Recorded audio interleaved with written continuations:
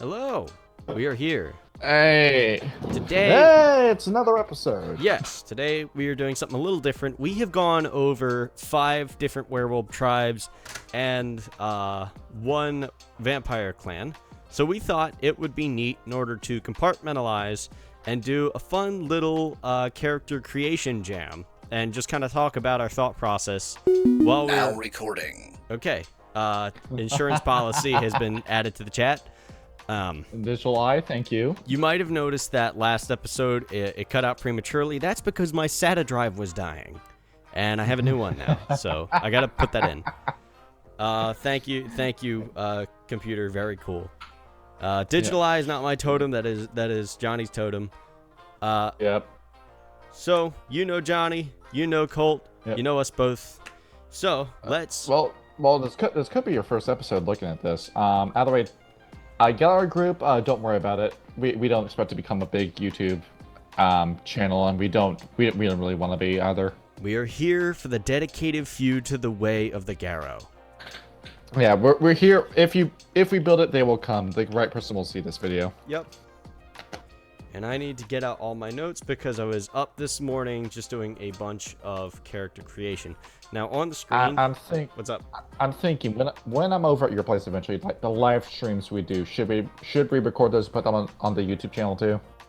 Well, I mean, we're gonna be in the same place. The only thing is I might need to borrow my sister's Blue Yeti mic because it's a shotgun mic and it can record us both like sitting in front of the camera.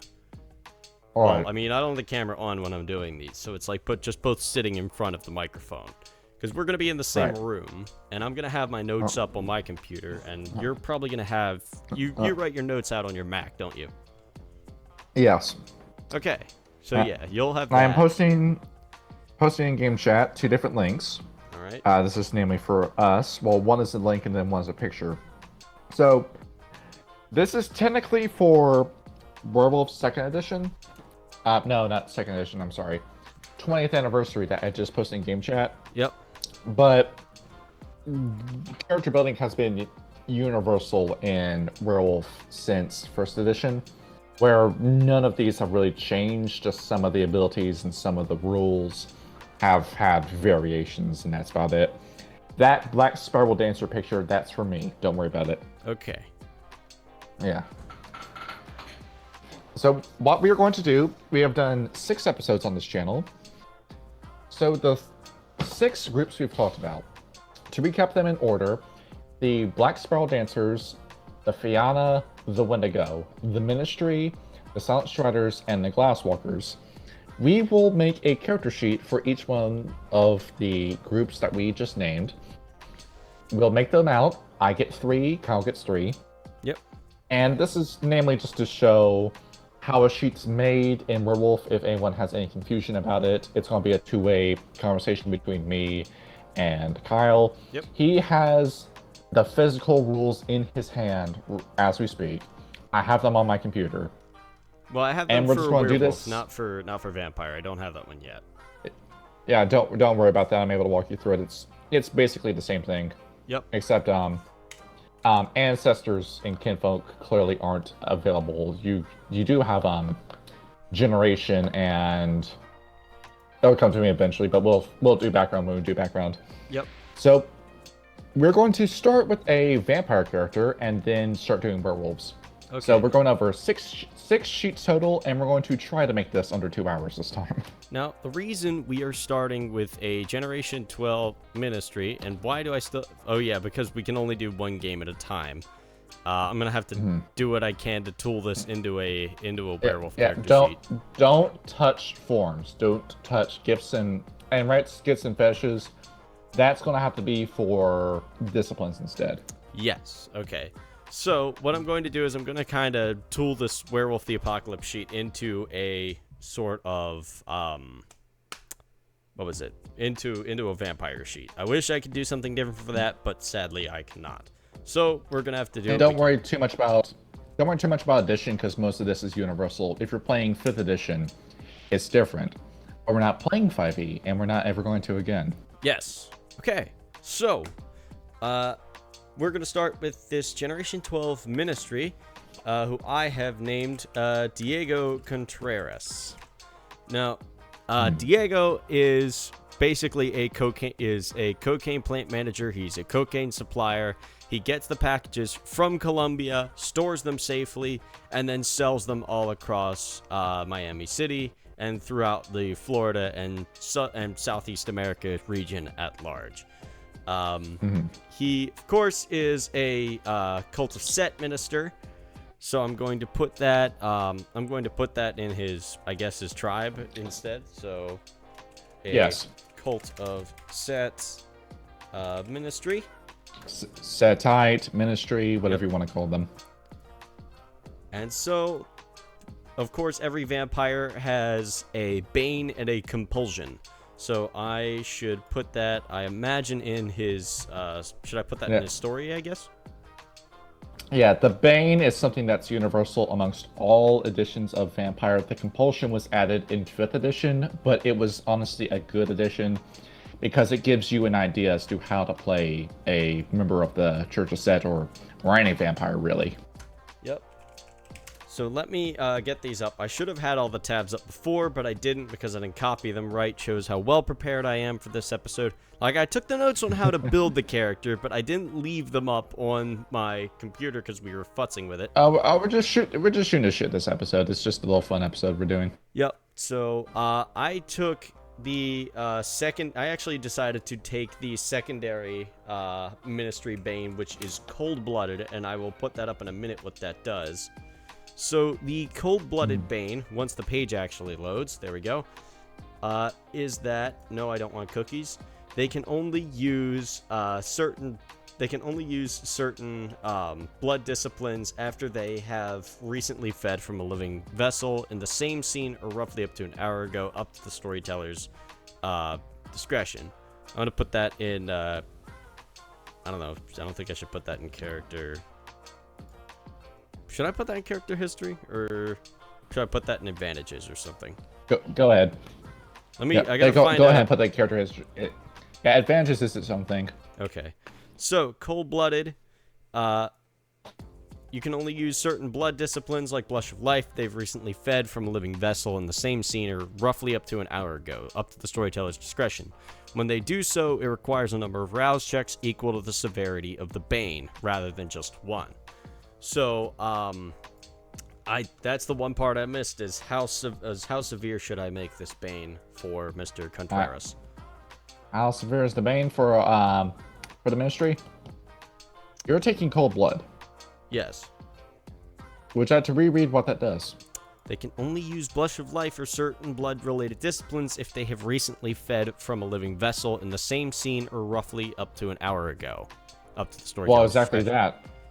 Exactly that, so only in the same scene. You need to feed on a guy before you use Blush of Life. Yep. So, pretty rough, that bane. And he also has a compulsion, which is called transgression. So the minister suffers a burning desire to influence those around them, to shatter the chains of their own making. They suffer a 2 dice penalty to all dice pools that do not relate to enticing someone or themselves to break a chronicle or personal conviction. The compulsion ends once the minister causes someone or themselves at least 1 stain. So basically, you have to fuck with somebody's life, and I'm going to put that in recent history just to put some separation in there. Gotcha. So there's that, and that is something you want to find a way to get rid of as soon as possible. Given how I built this character, actually, the backgrounds I took will actually really help get rid of this. Let me get my notes up. Next, we're going to move on to archetypes and demeanor. To archetypes, you have 2 different versions. You have nature, which is who you actually are, and demeanor is who you front yourself as. His demeanor is a capitalist. He has a keen understanding of how to manipulate both kin and Canaanites into thinking that they need specific goods or services. They regain a point of willpower whenever you make a successful sale of any commodity. It can either be the product that I'm selling, which is massive amounts of cocaine, or bits of information, favors, or other intangibles. So I'm going to take his demeanor. I'm going to put it under.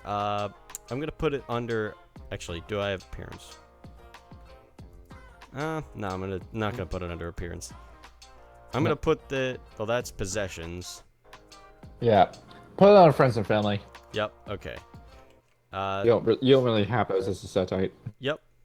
And then, the nature. His nature, appropriately enough, is a con artist. You're a swindler, a liar, and a cheat. Sometimes it's a living, and sometimes it's an art. Regain a point of willpower whenever you fool somebody into thinking you're someone else for your own, or your clan, or Koteri's benefit.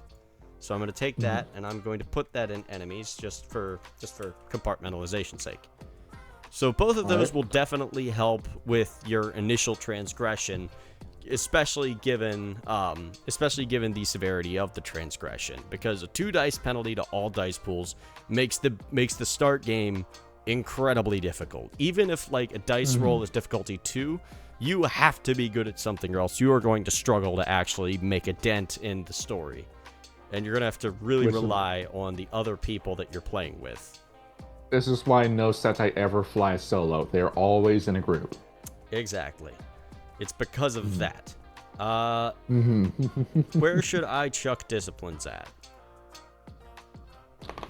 You see where it says gifts, rites, and fetishes. Go there. Okay, so we are going to use the gifts as our temporary holding point for our disciplines, because one type of character sheet at a time on Roll20. So, for disciplines, because I'm doing most vampire campaigns start with your characters as a generation 13 or 12. Again, up to storyteller's discretion. But just to keep it simple, we're starting with generation 12, because more than likely, if you're starting a game, that's what you're going to be playing as. Of course, that's usually the standard too, because if you put 5 points in generation, that makes you a Gen 7 vampire, and that is heads and tails stronger than majority of vampires in Vampire the Masquerade. Exactly. So, starting off, of course, the piece de resistance of playing any setite, Serpentis 1. You start with Eyes of the Serpent. Expend 1 blood point and use a simple action to activate Eyes of the Serpent. You must have your target's attention, see Gaze and Focus on page 113 if you have the Generation 2 rulebook, and engage your target in an opposed challenge using the Serpentis test pool. If you succeed, the target is paralyzed so long as you hold your gaze with their own. If you break eye contact, utilize any other powers, or if the target is attacked, injured, or targeted by hostile powers, your hypnotic spell breaks. If you have a critical success or an exceptional success, your Eyes of the Serpent lasts for 3 rounds after you break eye contact, so long as your opponent has not. It's been misspelled in the thing. That's lovely. And focus, appearance. You can utilize other powers while holding a target paralyzed with your Eyes of the Serpent. However, if your target is attacked or injured, the hypnotic spell breaks, and of course it costs 1 blood point. So, very useful for, ensnaring prey, as a snake would do. And honestly pretty good for a level 1, ability. Next, Obfuscate 1. With Obfuscate 1, you get Conceal. You can expend a simple action to conceal a weapon or other object you possess. The item must not be longer than 3 feet. Objects hidden with Conceal remains invisible as long as they are physically on your person. Conceal cannot be used to hide living or undead beings or parts thereof. Conceal cannot be used to hide negative space. It can hide a chair, but not a doorway. If another individual is looking at the item when you conceal it, the observer automatically sees through the use of Obfuscate. However, if the observer looks away for more than a few seconds, 1 turn in combat, they will lose the track of the object and it will be concealed.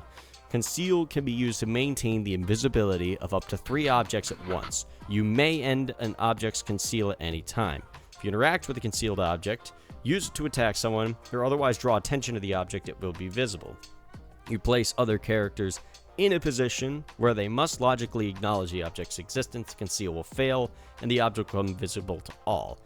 For example, no one will notice a shotgun hanging in a back holster, but if you reach back and obviously draw that shotgun, it will appear. People might not notice you carrying a book, but if you are struggling under the weight of a handheld anvil, it will be visible to all. So focus for that is intelligence. You can conceal up to 10 objects at one time, so long as they remain on your person.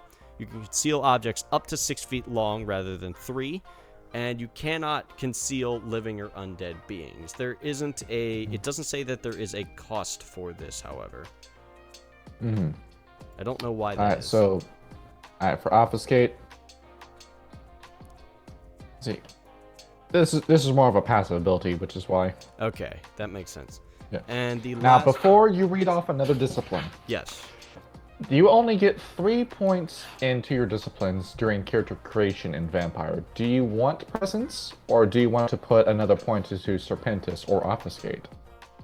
That's an excellent point. Let me take a look at what they offer, and we can decide collectively. Let me get Serpentis up. Do you not remember what Tabitha did in her Vampire game? With obfuscate? No, with that. No, we never used obfuscate in that game. Oh. I'm talking about presence. Yeah, she was incredibly powerful. Tabitha in our Vampire the Masquerade game that we played prior to Werewolf was a Toreador, and a very good one at that. So let me pull We that bumped up. her all the way up to Generation 7 because she went all in on Generation background. Yes. And because of that, her sire was incredibly powerful, and he was a plot point in that game. And with presence, that's an ability that will shut down a combat encounter if you use it right. Up against a human, that's pretty much just using the win button. It loses a lot of its worth very quickly if you're up against another vampire, and especially a werewolf or a mage. But in any sort of encounter with a hunter, it's very, very useful to have, and it's just a very practical ability that you'll be using very frequently. Yep, let me find one that isn't on Paradox Wiki so I can actually get the right one. Because Paradox is only 5e if I remember correctly. Paradox? Yeah. Well, that's just mage. Oh, is it? Yeah, the concept of a paradox is the mage idea. Alright, well, I mean, I'm noticing that that for obfuscate, I mean, if you want my recommendation, given that your guy's a salesman, I probably would go into 1 point into presence. Well, yeah, I have awe already selected, but I could, well, actually... Obfuscate would be more if your character is a spy, if you want to try changing the character to be a spy. And Serpentis is a more militant discipline. Yeah, and my guy is definitely more the salesman type, more the social manipulator, which, while you can have a combat-focused vampire game, ours certainly was, because we were just coming off of 5e. Yeah.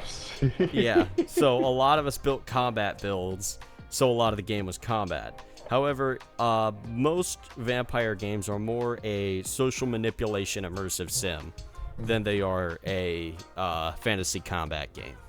Yeah, I had a vampire session that brought me back down to this game after doing Werewolf for a while. Yep. And I made a Cappadocian for that game. And in the face of a genuine threat, like any other vampire, or how that game ended a werewolf encounter, your character is soberingly weak. Because in the face of a human, you are an apex predator, but there are so many other things in World of Darkness that are much bigger and much better than you will ever be. Oh, yeah? I think Vampire the Requiem is its own game, but it described the genre that Vampire is as a whole, and it's personal horror. You have a deeply personal conflict throughout the event of Vampire, and everything horrific in that game relies on, am I able to survive this? Yep. And how much is it going to cost me when I do survive it? So, I noticed that Presence 2, if I'm reading this right... Oh, wait, no, that's from The World as a Vampire. That's not Masquerade V2. That's another thing, is that, like, if you don't have the book in front of you, finding the appropriate material for doing this is actually quite difficult. Yeah, because the wiki is so deeply flawed. If anyone who edits the wiki for World of Darkness sees this, please update this shit. Yeah. Seriously. Yeah.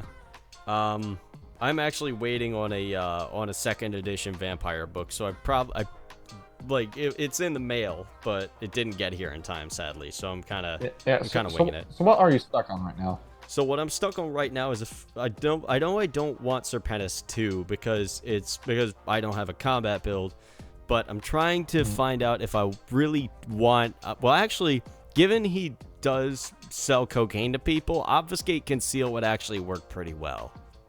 And given that he's a salesman, being able to use awe on unsuspecting people would actually be fairly useful. So let me just go ahead and chuck my Presence 1 in there. I'm not going to read the whole thing. I'm going to skim over it real quick.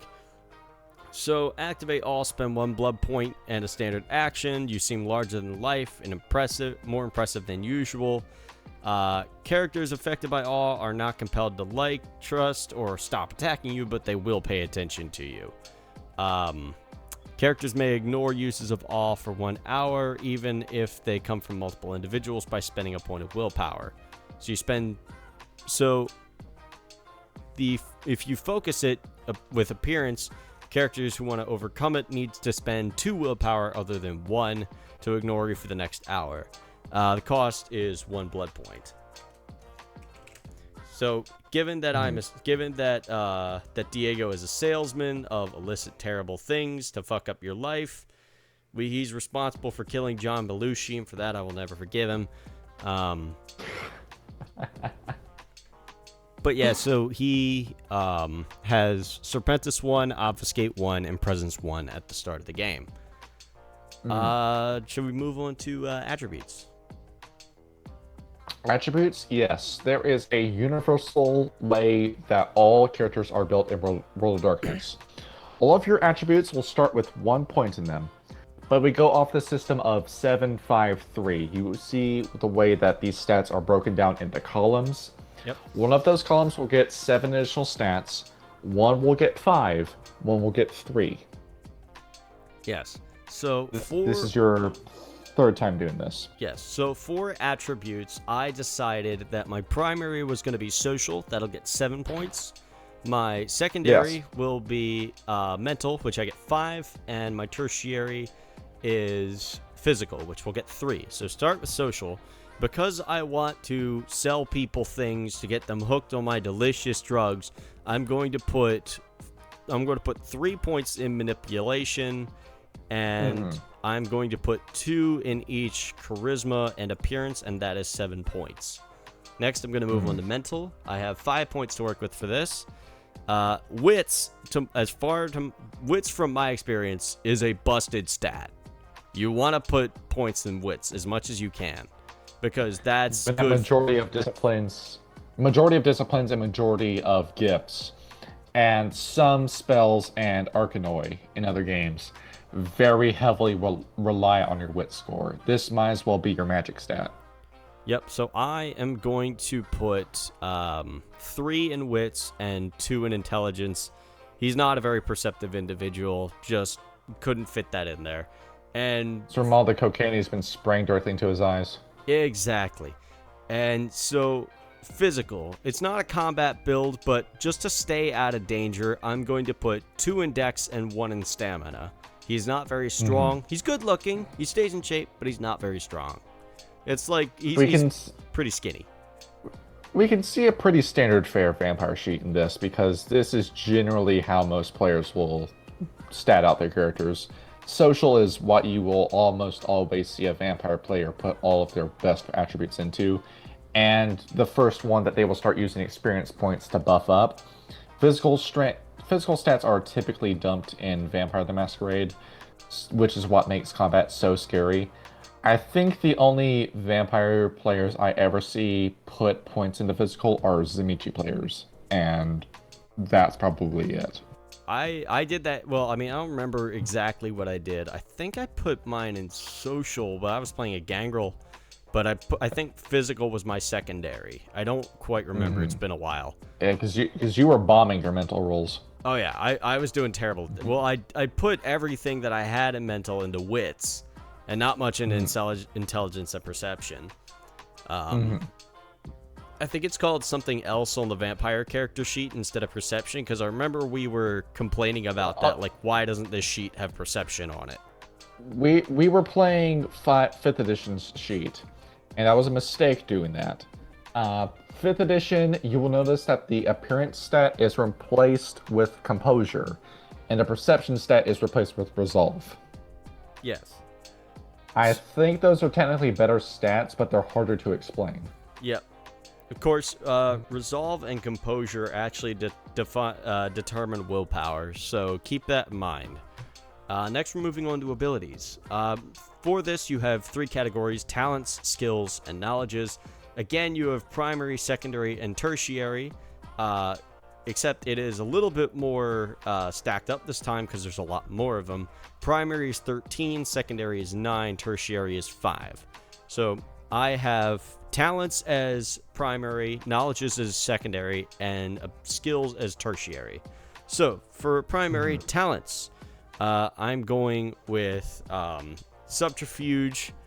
I'm gonna put the most points in that. I'm gonna put 4 into subterfuge, and I'm actually gonna get my calculator out because I'm terrible at math, just so I keep track of my points. So you have 13 points. I'm gonna put 4 in subterfuge, and I'm going to put 3 in streetwise. I'm gonna put 2 in intimidation. And I think I'm going to put 2 more. I'm gonna put 1 I'm gonna put 1 expression, 2 in empathy, and then 1 into brawl just for safety. So that's 13 points right there. He's very sneaky, and he knows his way around the block. That's why he is a lot in subterfuge and streetwise. Next, we're going to move on to knowledges. I have 9 points to work with for that. Because he needs to get out of trouble a lot, I'm going to say he puts 3 points into law. Because he is pretty intelligent, as you see with that 3 pips in intelligence. Somebody who's going to be encountering the police very often. Yep. While he is a part of the Church of Set, he doesn't know all that much about it. I'm going to put 1 pip in occult. And because it's drugs he's dealing with, I'm going to put 2 pips in medicine. And let's see here. So that's 6 points so far. I have 3 points left to work with. I'm going to put... I'm going to put 1 in Enigma, 1 in computers, and 1 in investigation, just to sort of even it out a little bit. And that's that. And the last one, you have 5. Tertiary is skills. So, believe it or not, drive is actually a lot more important than you think it is. Always put at least 1 pip in drive, unless you're very dexterous, which he happens to be. You will have no answers for anything the minute I put you in a car if you don't have something. Yes. In drive. Because he is a salesman, of course he needs to be polite to his customers. I'm going to put 2 pips in etiquette, and I am going to put 1 pip in firearms and 1 in larceny. So that is my attributes and abilities. Let's see what else I have. So also I have on the guide that I was looking up for my character sheet, tell me about virtues a little bit. I can explain to you what that is perfectly. So there should be, we'll make it up. Where on the sheet do we want to put, let's put this in, not dice pools. We'll put it in other traits, for example. Okay. You have conviction. You have self-control, and you have courage. So this is, it looks like character building at first, just a little roleplay guide, but no, these will affect your humanity rating, or path rating if you want to follow a path instead, your starting blood points, and your starting willpower. the way it bases out, your conviction will directly affect your starting humanity and path. Your self-control will affect your blood points, and your courage will affect your willpower. You have 7 points to distribute amongst these. Okay, so for this, I am going to go with Conviction 3, Self-Control 2, and Courage 2. Just nice and even across the board. Because we will be replacing Rage with Humanity and Gnosis for blood points. Okay, that I can do. So I looked it up. So remind me which one affected blood points. So the one that affects blood points is Self-Control. We'll be rolling a D10 now. Okay, let us go back to the browser and get a D10. We pull this right on over up in here, and a D10. All right, we'll be starting look with at that. With 12 blood points. Yep, there we go. 12 blood points. All right. On top of that, your conviction. So, given how this starts, your humanity starts around 4, if I'm remembering correctly. I might be completely wrong about that, but the last time I played Vampire, that's where it was. Yep. That might have just been a house rule, but we're going to go off of that for now. If we're wrong, you'll correct us in the comments, and it'll be too late for us to know. We're all here to learn. We're going to put your humanity at 7 for the time being. But do you want to follow a path instead? Tell me what a path is. How devout are you to the idea of Set, Diego? Well, I care more about my product than I do about some pagan ritual, you know. No, I'm from Colombia. You know, we're a very religious place, so not all that much. You've cut yourself off from Sutek. You're not following Set at all. You're not following the path of Set, and you're not following the path of Typhon, if that's the case. Yes. So we can list the other paths that we can follow if you wish to go down the entire list. Give us like a cursory glance. Pick 3 of your favorites. So the Paths of Enlightenment, this is a Sabbat idea that a few other of the independent clans took. I'm trying to remember, according to lore, who exactly started this. I think it might have been either the Salubri or the Cappadocians who started it. But these are little paths of enlightenment that you can use to reach either Golconda or some other altered, elevated state as a vampire, instead of relying on humanity. If you're playing a Sabbat game, you're going to run out of humanity very, very, very, very, very quickly. Probably within the second session, your humanity score will drop to 1. So to prevent you from falling to the beast, we have these paths instead. You don't have vicissitude, so we can't do metamorphosis. You don't have tenebration, we can't do Path of Night. You're not following what Set's telling you, so we can't do Path of Typhon. So going off of what your character has done, I'm saying either the Path of Evil Revelations, the Path of Self-Focus, or the... Would you say you're anti-tribute? No, probably not. Okay, so none of the Sabbat paths in that case. No. Well, do you know about Pentax? I thought, well, I've got contacts in New York who sell to these big drug companies. They were the first ones to actually discover how potent my product actually was. Alright, Path of the Beast instead. We'll be doing that. Path of the Beast. So where should I put that? So Path of the Beast, well, Path of the Beast, Path of the Evil Revelations, or Path of the Self-Focus are some other paths that we could go down. Path of the Beast is a little complicated because that's typically a gangrel thing. Yep. But that's spread enough, the gangrel get around a lot. They tell a lot of people their ideas. So what the Path of the Beast does is that it emphasizes the predatory nature of you as a vampire. Unorganized and shunning the trappings of civilization, followers of this path often eschew technology in favor of their talents inherent to their undead form. Do you use smartphone technology or anything digital or even a phone or a car to sell your product? Well, yeah, definitely. Well, if that's the case, then yes, cars and burner phones are essential to his business. Okay, throw the Path of the Beast right out the window. Okay, I was thinking Path of Self-Focus, given how how charismatic he is and given he's a con artist. This is typically with the Tamahei-Ra. You probably have a contact or you have met a member of the True Black Hand, if you're following this. How do I spell Tamahei-Ra? Alright, you ready for this? Yep. TLA Yep. apostrophe MAHE apostrophe RA. Have a Tamahei-Ra contact. Now, this is typically with their Asian philosophies, where this is very similar to the Dharma of the Kuei Jin. It's this internalist belief that by accepting the course of the universe and following along without interfering, you will cease conflict, which will progressively shut down the beast within you. Because changing the world is impossible, you can only change yourself to suit the world. This does not fit your character. Get rid of it. Oh no.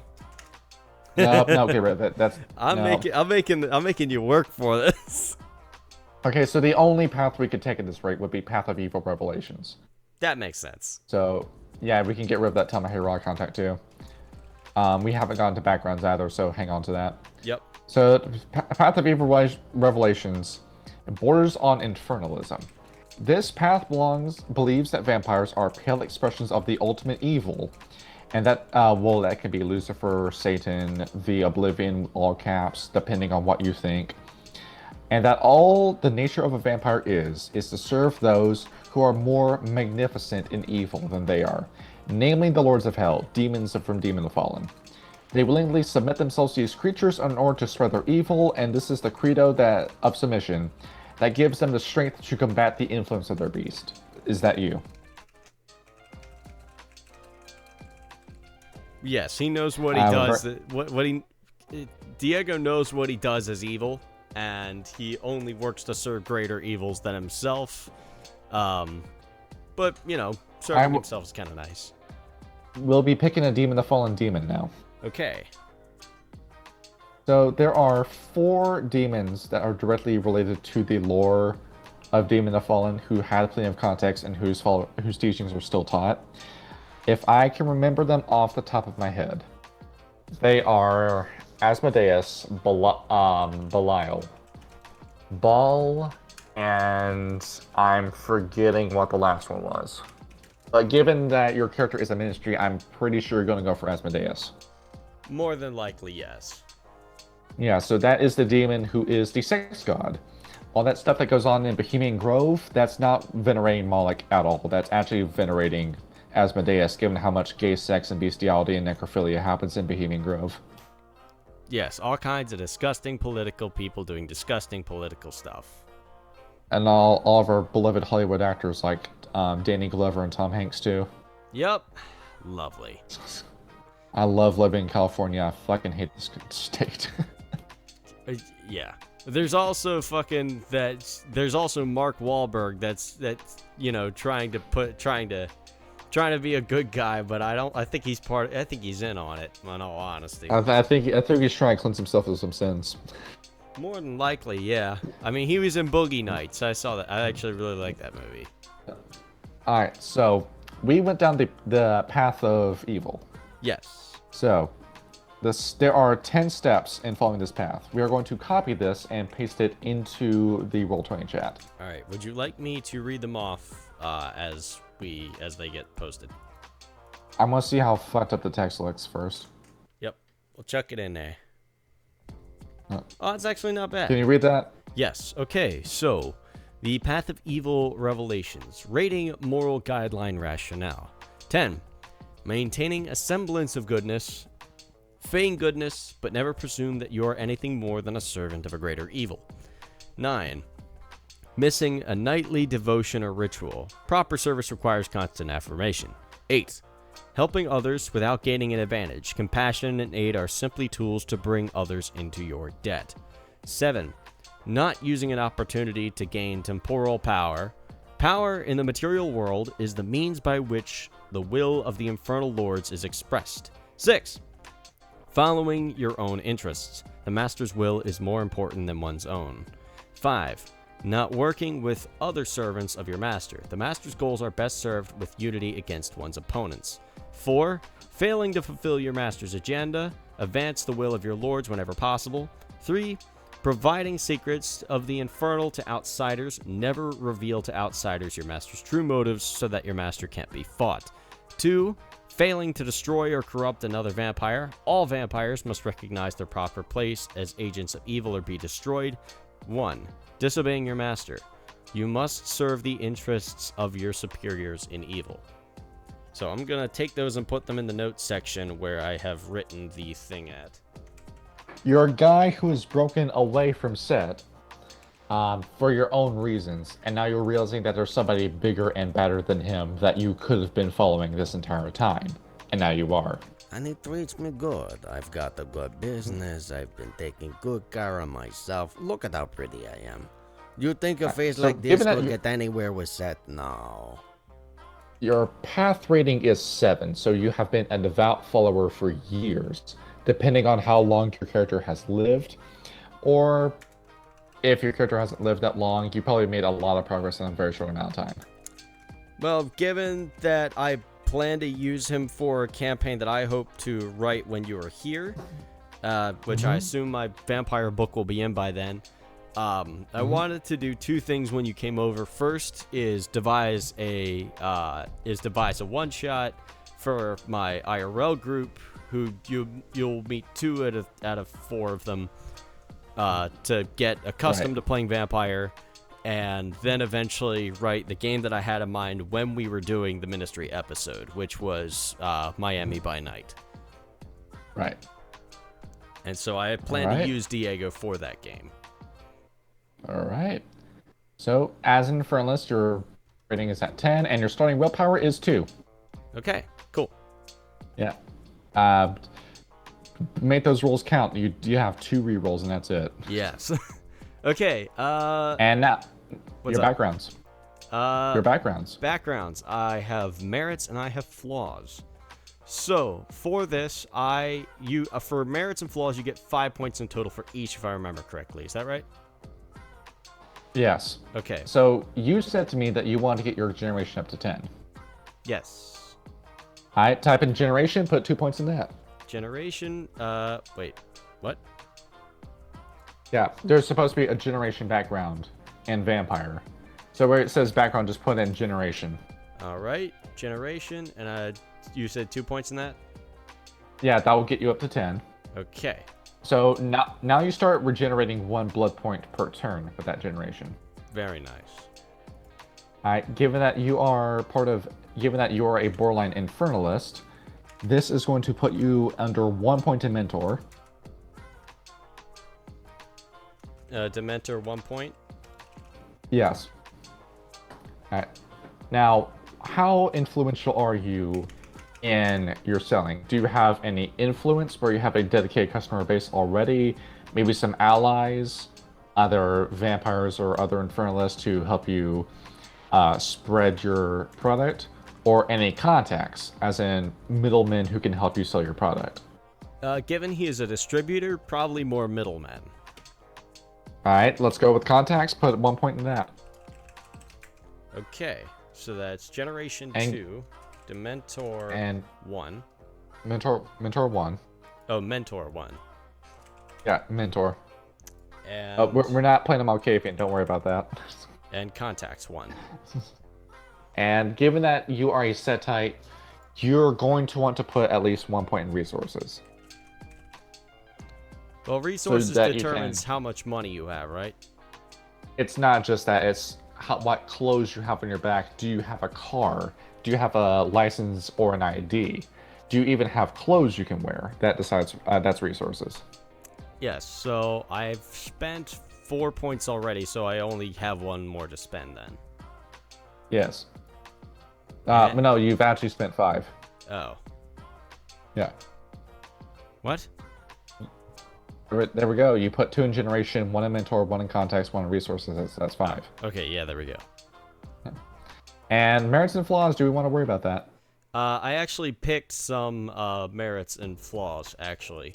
The 2 Alright. that I picked when I was looking them up were first, Civilization Stalker 3, which I have an intelligence of 3, so I can use that. So politics, socialize, and streetwise take a 9, again when calling on your experience. So basically it helps you auto-succeed on politics, socialize, and streetwise rolls. Similar to that, I think I have enough for this. It's called law in werewolf, but it works as politics in vampire, if I remember correctly. Is that right?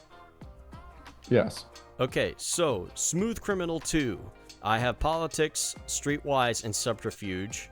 So once per story, roll manipulation and subterfuge to end discussion of allegations against you or a fellow Carthian. So basically, if we are in some deep shit and the masquerade is about to be broken, I can talk somebody out of it. All right. That is good for getting us out of an incredibly rough situation. And then I have flaws that I have picked. Again, 5 in total. One of which is a Sethite specific flaw, which is actually very minor. It's called False Alarm 1. Every failed awareness roll counts as a total failure. And so that is where I'm really dumping this guy's stats, is that he has dog shit awareness, but this means that he can only roll to fail once because, well, he only has 1 in awareness. Next, I have Risk Taker 2. When confronted with a risky temptation that the character hasn't done before, they suffer a 2 dice penalty for all actions until they participate or the scene ends. So they need to go into stuff that they can't do anything, well, with something that they haven't done before. They have a 2 dice penalty for all their actions until they go ahead and do it. And lastly, I have taken Known Blank Body 2. This is pretty rough. The character's name, history, associates, and more are all in several agencies' databases. Inquisition can recognize them as a vampire. Given how ostentatious I'm planning on making Diego, I figured this flaw would make a lot of sense for his character, given he's a distributor, he's on the IAA and the DEA's radar. So he knows that he's kind of rough, which makes his false alarm flaw and the fact that he has very little awareness all the more egregious. This is a very high risk, high reward build that I'm going with. All right. And that's how I make a vampire sheet. Yes, that is everything. Right. So let's go to one of yours. All right. I'll be changing the song as we speak. Yes. Which one would you like to start with?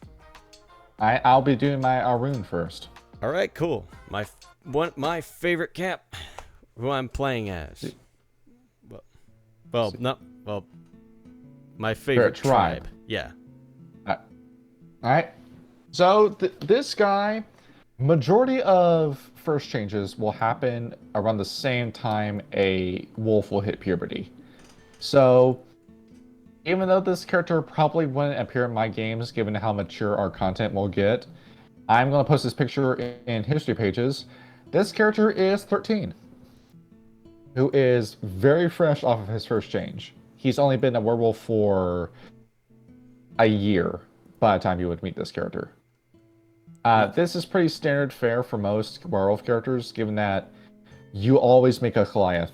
You're always right out the gate. And typically your werewolves are learning how to be a werewolf over the course of the game.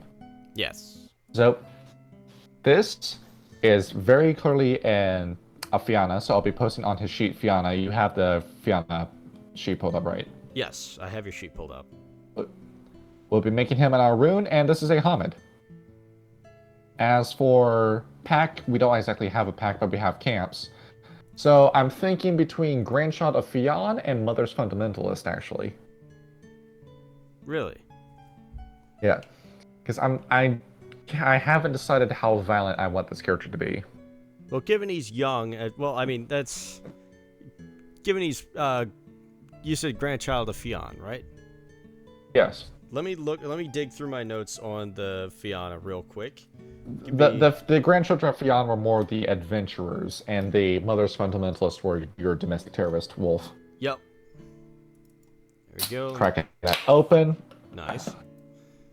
Yeah, grandchild. Well, says they're glory seekers, small bands of fighters, claim to be the oldest camp in the Fiata, debatable between them and the Songkeepers. They are claimed to be the Stag's chosen heroes and clean up problems wherever they show up. Mm-hmm. So I do believe I'll be keeping him at as a grandchild of Fionn. Yep. And Totem, we're going to leave that empty for these episodes, given that unless you've put stock into the totem background and you manage to afford a personal totem, you're not going to have one. Yes. It's going to depend on your pack. Okay. So, attributes. Going down the line, this is our rune. I will be absolutely stupid if I don't put points into physical. Absolutely. So, I want this to be a fast character, so we're going to put four of those points into dexterity. Jesus. Alright, we always want stamina, so I'm going to make stamina 3. And physical, I'm going to put 1 dot into. So he is mental, lightning fast. Yeah, he is a very fast person. He's got a lithe body, so that adds to the character. Next up, I posted a picture of him in history pages, right? Yes, the concept of the character? I showed the audience. Okay. Alright. So, next up are perception, intelligence, and wits. I'll be putting points in this. He's had a formal education. He's been to school before, didn't do too well in grades, but he knows what he's talking about. He's like a C student. So, perception, I'll be making that a 4. Intelligence and wits will both get a point. And given what this character does all day, he needs perception more than those two. Charisma, this is a 13-year-old kid. How well do you think he's going to be at talking? Probably not great. So we're going to put 2 points into appearance and 1 point in manipulation, and then we're going to completely dump charisma. Okay. Next up is our 13, 7, and 5. Going to the line, alertness, I want him to have high initiative rolls. We're going to put alertness at 2, athletics at 3, that's 5 points I've spent. Brawl at 3, so this is 8 points spent. We're going to dump empathy, dump expression. Intimidation, when he's a wolf at least. We're going to put 1 point to that. That puts me at 9. Yep. Leadership, no. Primal urge, we'll make that a 3. That puts me at 12. And then subterfuge, we'll put 1, given that kids lie to you all the time. Oh, the kid can fight. He's a natural. Look at him go. Next up is going to be our knowledges. I'm going to put 2 points in academics because he's gone to school. 1 point to computer, given that he's a Gen Z kid. He's a zoomer. Enigmas will get a 1, given that he's a grandchild of Fionn. He wants to learn stuff, part of his adventuring. Investigation, if he wants to do well at looking in the field, I have to put a point in that. Occult, if he's going to understand an artifact he's looking at. And we'll put a point into technology. He knows how to operate a smartphone. Right. And then lastly, abilities. We're going to put 3 points into survival and 2 points into stealth. And call it there. Yep. What this character is, the character I've made is Derek Cooney. He is a backpacker. The minute he had his first change, he realized that his parents weren't exactly his parents. His mom was Fiona kinfolk, but his stepdad was just a normal human. On top of that, he never really had that good of a relationship with his parents. Not that his parents were abusive or anything, it's just that natural Arun rage was building up in him. He was a prepubescent child. And the minute he hit puberty, his testosterone levels skyrocketed so sharply that he just couldn't stand to be in his house anymore. So he ended up packing a bag for himself and then left home and never went back. And of course, the kinfolk mom contacted the tribe, calling her allies, and they said, well, just let the kid go. Just let him be on his own. I mean, it's completely natural for a werewolf to do this. So what does he do all day? He's a backpacker. Growing up in the southern parts of the United States, he already knows how to hunt. He's a trapper. He doesn't use guns. And he doesn't really use a knife in a fight. He just uses it as a tool. He's learned very quickly how to fight in Hispo, Lupus, and Kranos form. So he's very good at a fist fight. He's also very good in Hamid and Glabro form too, given that he's gotten into a few fights as a kid in school. Yep. Not exactly the best student. And yeah, that's him, just going around camp to camp in the woods, just living by himself. I'm surprised he's not a whispering rover with that kind of background. It's he's not He's not in it for the messaging or the mercenary work. He's more interested in the adventure part. Makes sense.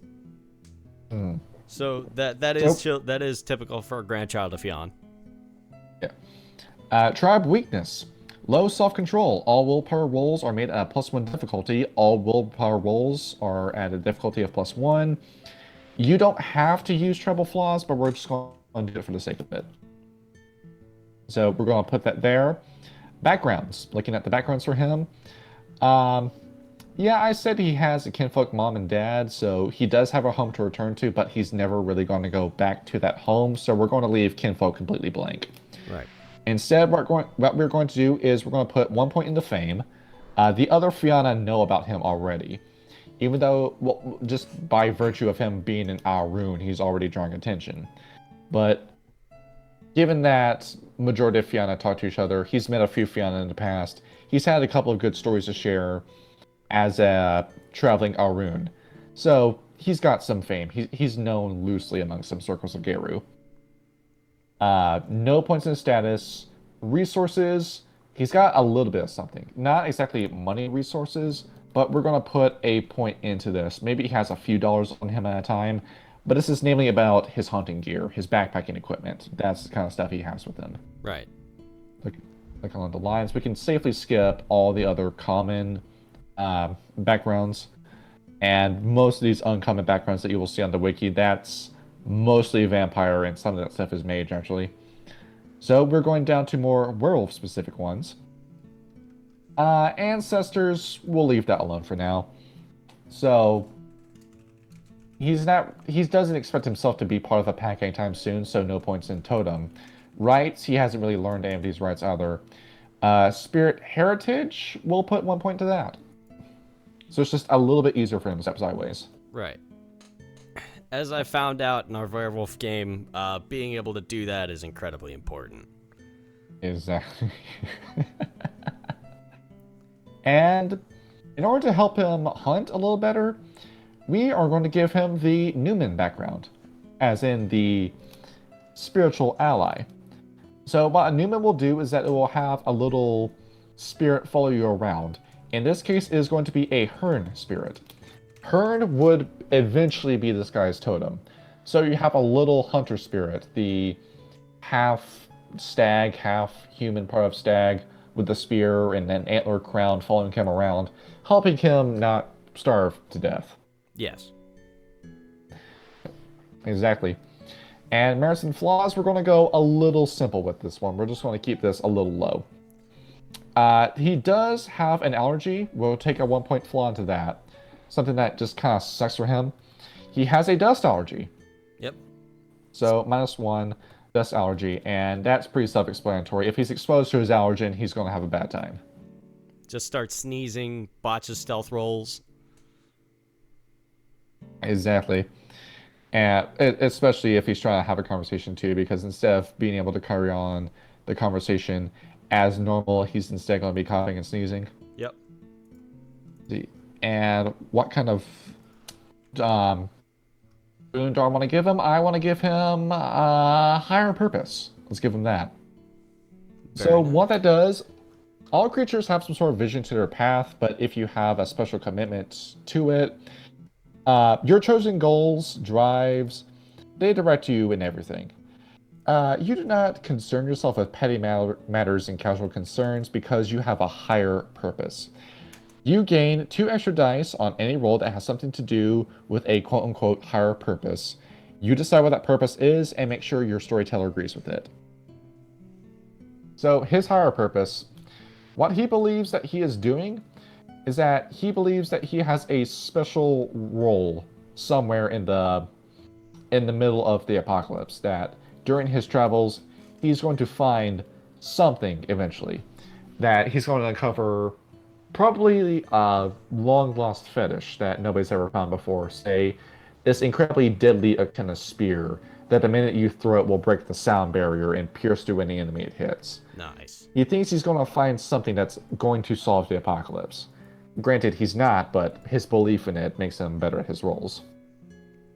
I quite like that. That sounds pretty good. And next up, we're leaving bonus points out of this video entirely. We're just giving the basic idea. Yep. That's what you want to do. So, his rage will be determined by his aspects. He's starting at 5 points of rage. It's very good to carry on a conversation with this guy. You remember how pissed off you were all the time at 13? Just imagine talking to this guy. Yep. Kid wants to punch everything he looks at.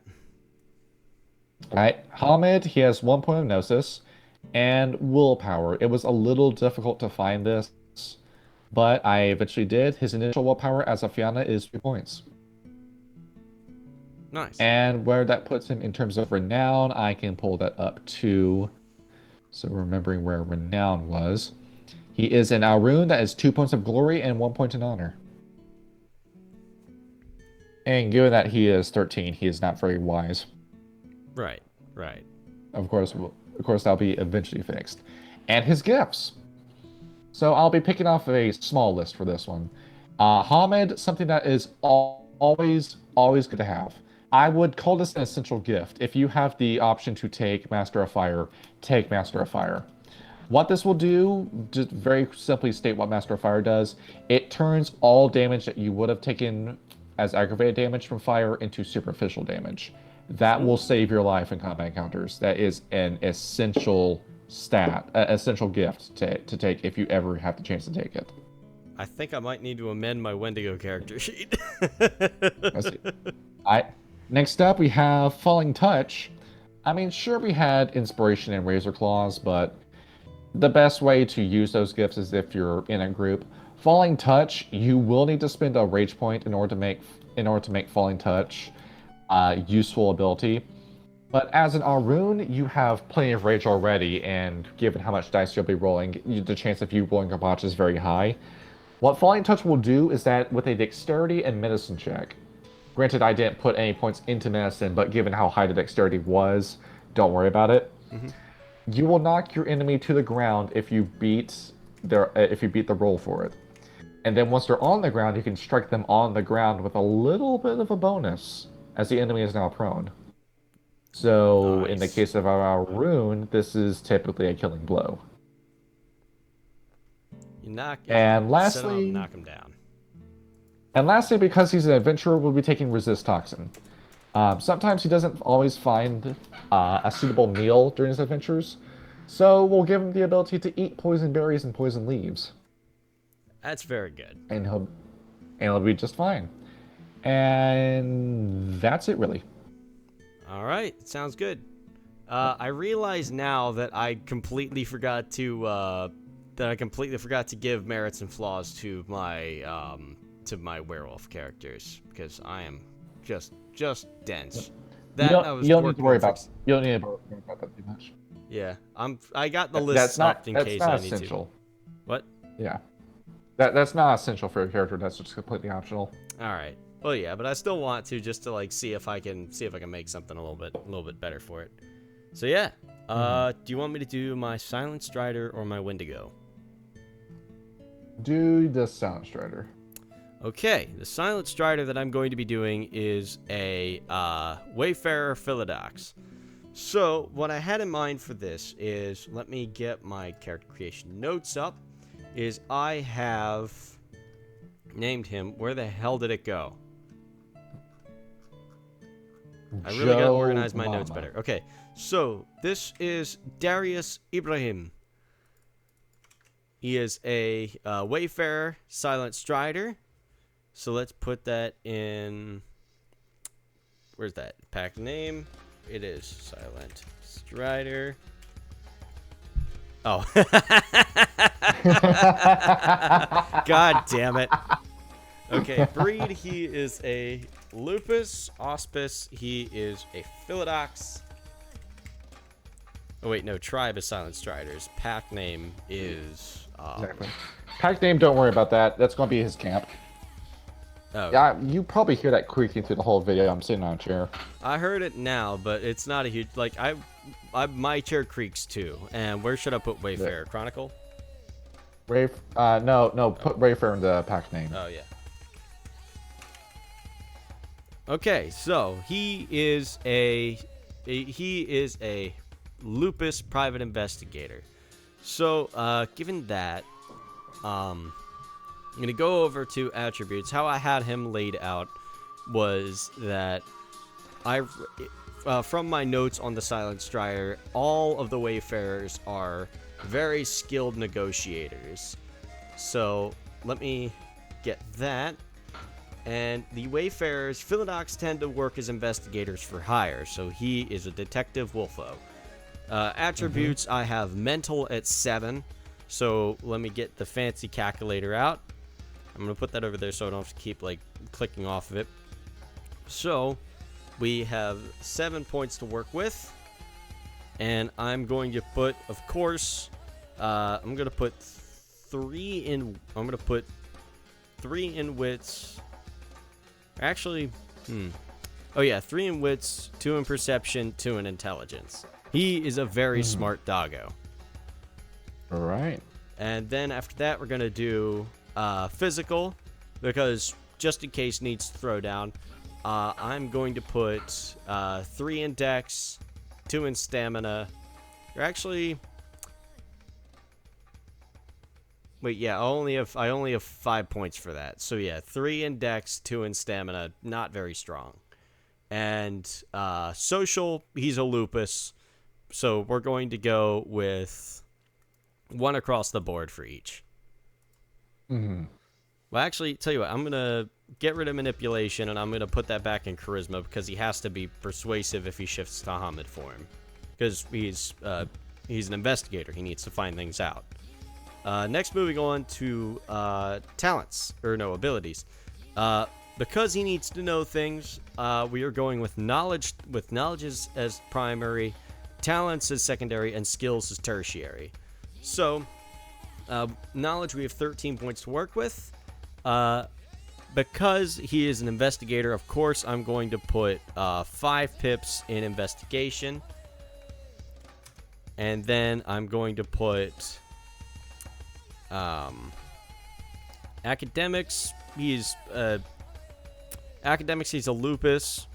Probably didn't really go to school because lupus, so 1 point in academics. Hang on. Point. And nothing in computers. Enigmas are actually kind of important for this character, if I recall properly. Let me look through my gifts real quick, because I sort of... Actually... Yeah, okay, that might work. What I tried to do is I tried to pick gifts that would balance properly with the things that I had. The 2 gifts that I picked for the level 1 were perception, heavily rely on perception and occult. So I'm actually going to put 4 pips in, or actually no, 3 pips in occult. And because it is a Philodox, I'm going to put 2 pips in law. And I'm going to put 2 pips in enigma as well. Mm-hmm. And that is my... And this is good because you're following the lupus rules pretty well. Because lupus can't take some of these weapons. I'm fucking this up already. They can't take some abilities.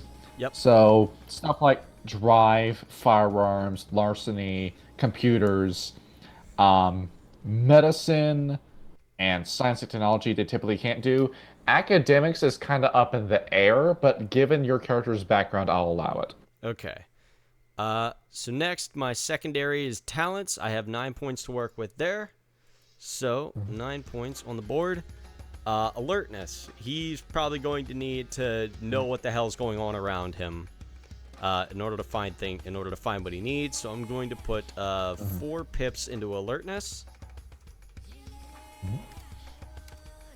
And so then very high initiative roll. Yes. Empathy, he's probably going to need to communicate with other Garrow effectively in order to find out what he needs, so I'm going to put 2 in empathy. Next, I think it's incredibly important to have Primal Urge, so I'm going to put 2 pips in Primal Urge and 1 extra 1 in Subterfuge. Alright. And then lastly, I have skills. Probably gonna have just one in stealth, one in survival, one in animal kinetics. I realized I made a mistake with Derek Cooney. What happened? I realized I had 2 more points to put into knowledges. Oh, you want to go back and do those real quick? I'll just say it'll be 1 extra point in academics and computers. Okay, so moving on from that, we're going to go to our advantages. For backgrounds, I did... What? Oh, what up? Oh yeah, you filled everything. Alright, never mind. Okay, so backgrounds, I put a lot in totem. I put 4 pips into totem, and I selected a personal totem for him. I'm going to go back to basic, and... Oh, wait, no, that's not there. That's in... Where is that at? Where's the... One happened to be, Oh, no, never mind. Crocodile's too expensive. No. Where should I... Where in the form... I forget where the hell... Pack...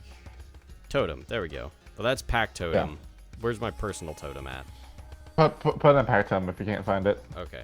So I selected Sirius, the dog star. Background cost is 4, and I have 4 totem points. So, the individual traits is that it is a spirit of noble loyalty and speed, favors silent striders and lupus more than others. He is both.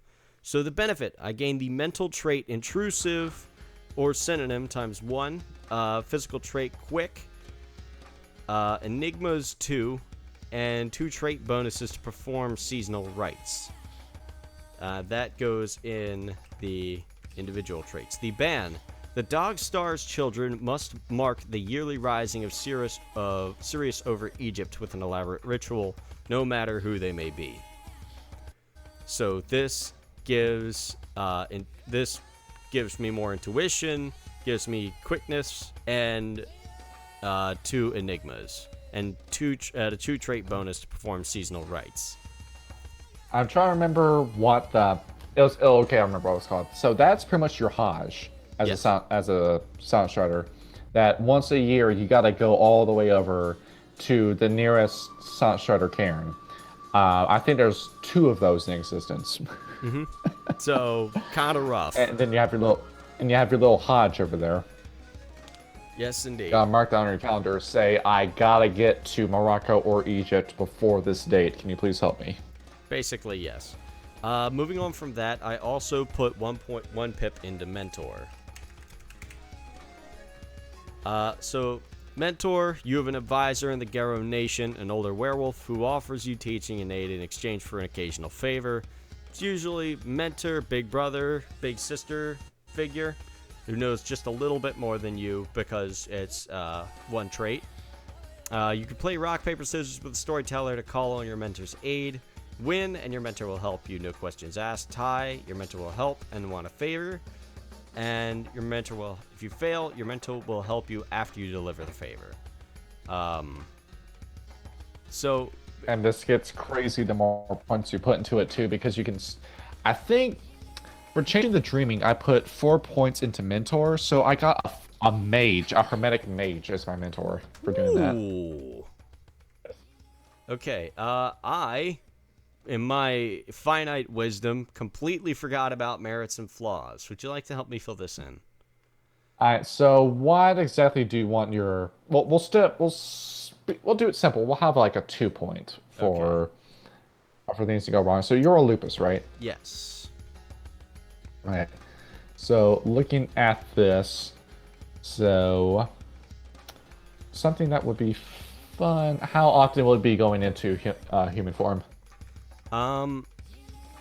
More than... Well, because he's a lupus, he's probably going to be solving Garo issues. So maybe very occasionally. Alright, we can skip that. I was going to recommend Fair Glabro, but if you're not going into Hamid form that often... Yep. I was thinking... I saw one on list that I thought would actually work pretty good for him. Danger Sense, which is a 2 trait merit. You react to danger as if with a 6th sense. You may act on your normal initiative, even if you're surprised. That's kind of like a free aspect, so yeah, you can go ahead and take that. Yep, so Danger Sense is going to be his 2-point merit, and now I need a 2-point flaw to balance it out. Let's see. Well, we can give you this because wolves don't rely that much on sight. So this is kind of one of those bum flaws that you can exploit if you have a storyteller who's going hard on details. We can give you bad sight. Bad sight. That'd actually be really interesting. Yeah, given that you're a wolf, and wolves rely on smell instead of sight to get around. So this will help you get into that lupus mentality where instead of relying on seeing, you're smelling. You're not asking your storyteller, what do I see? You're asking, what do I smell instead. Yes, indeed. And that will be his flaw. Okay. And would you like your tribal flaw as a silent strider? Yes. Get laid on me. Alright. Haunted. You attract ghost whenever you botch a roll stepping sideways.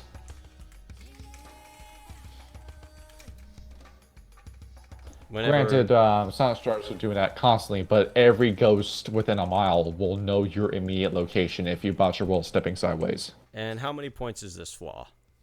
No, you just have that. Okay. Whenever you botch a roll stepping sideways into the other. Yes. And then, so going down the line, you picked lupus, so you have 5 gnosis. All right. You went with a philodox, you have 3 rage, and 3 honor.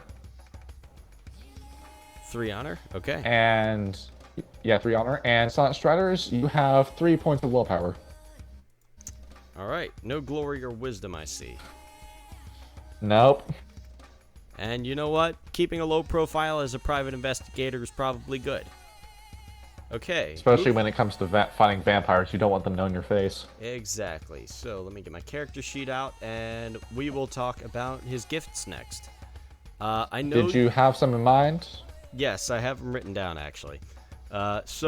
The 3 that I picked were, firstly, Visions of Dust, otherwise known as Death Sight, to the White Howlers, Rip and Peace.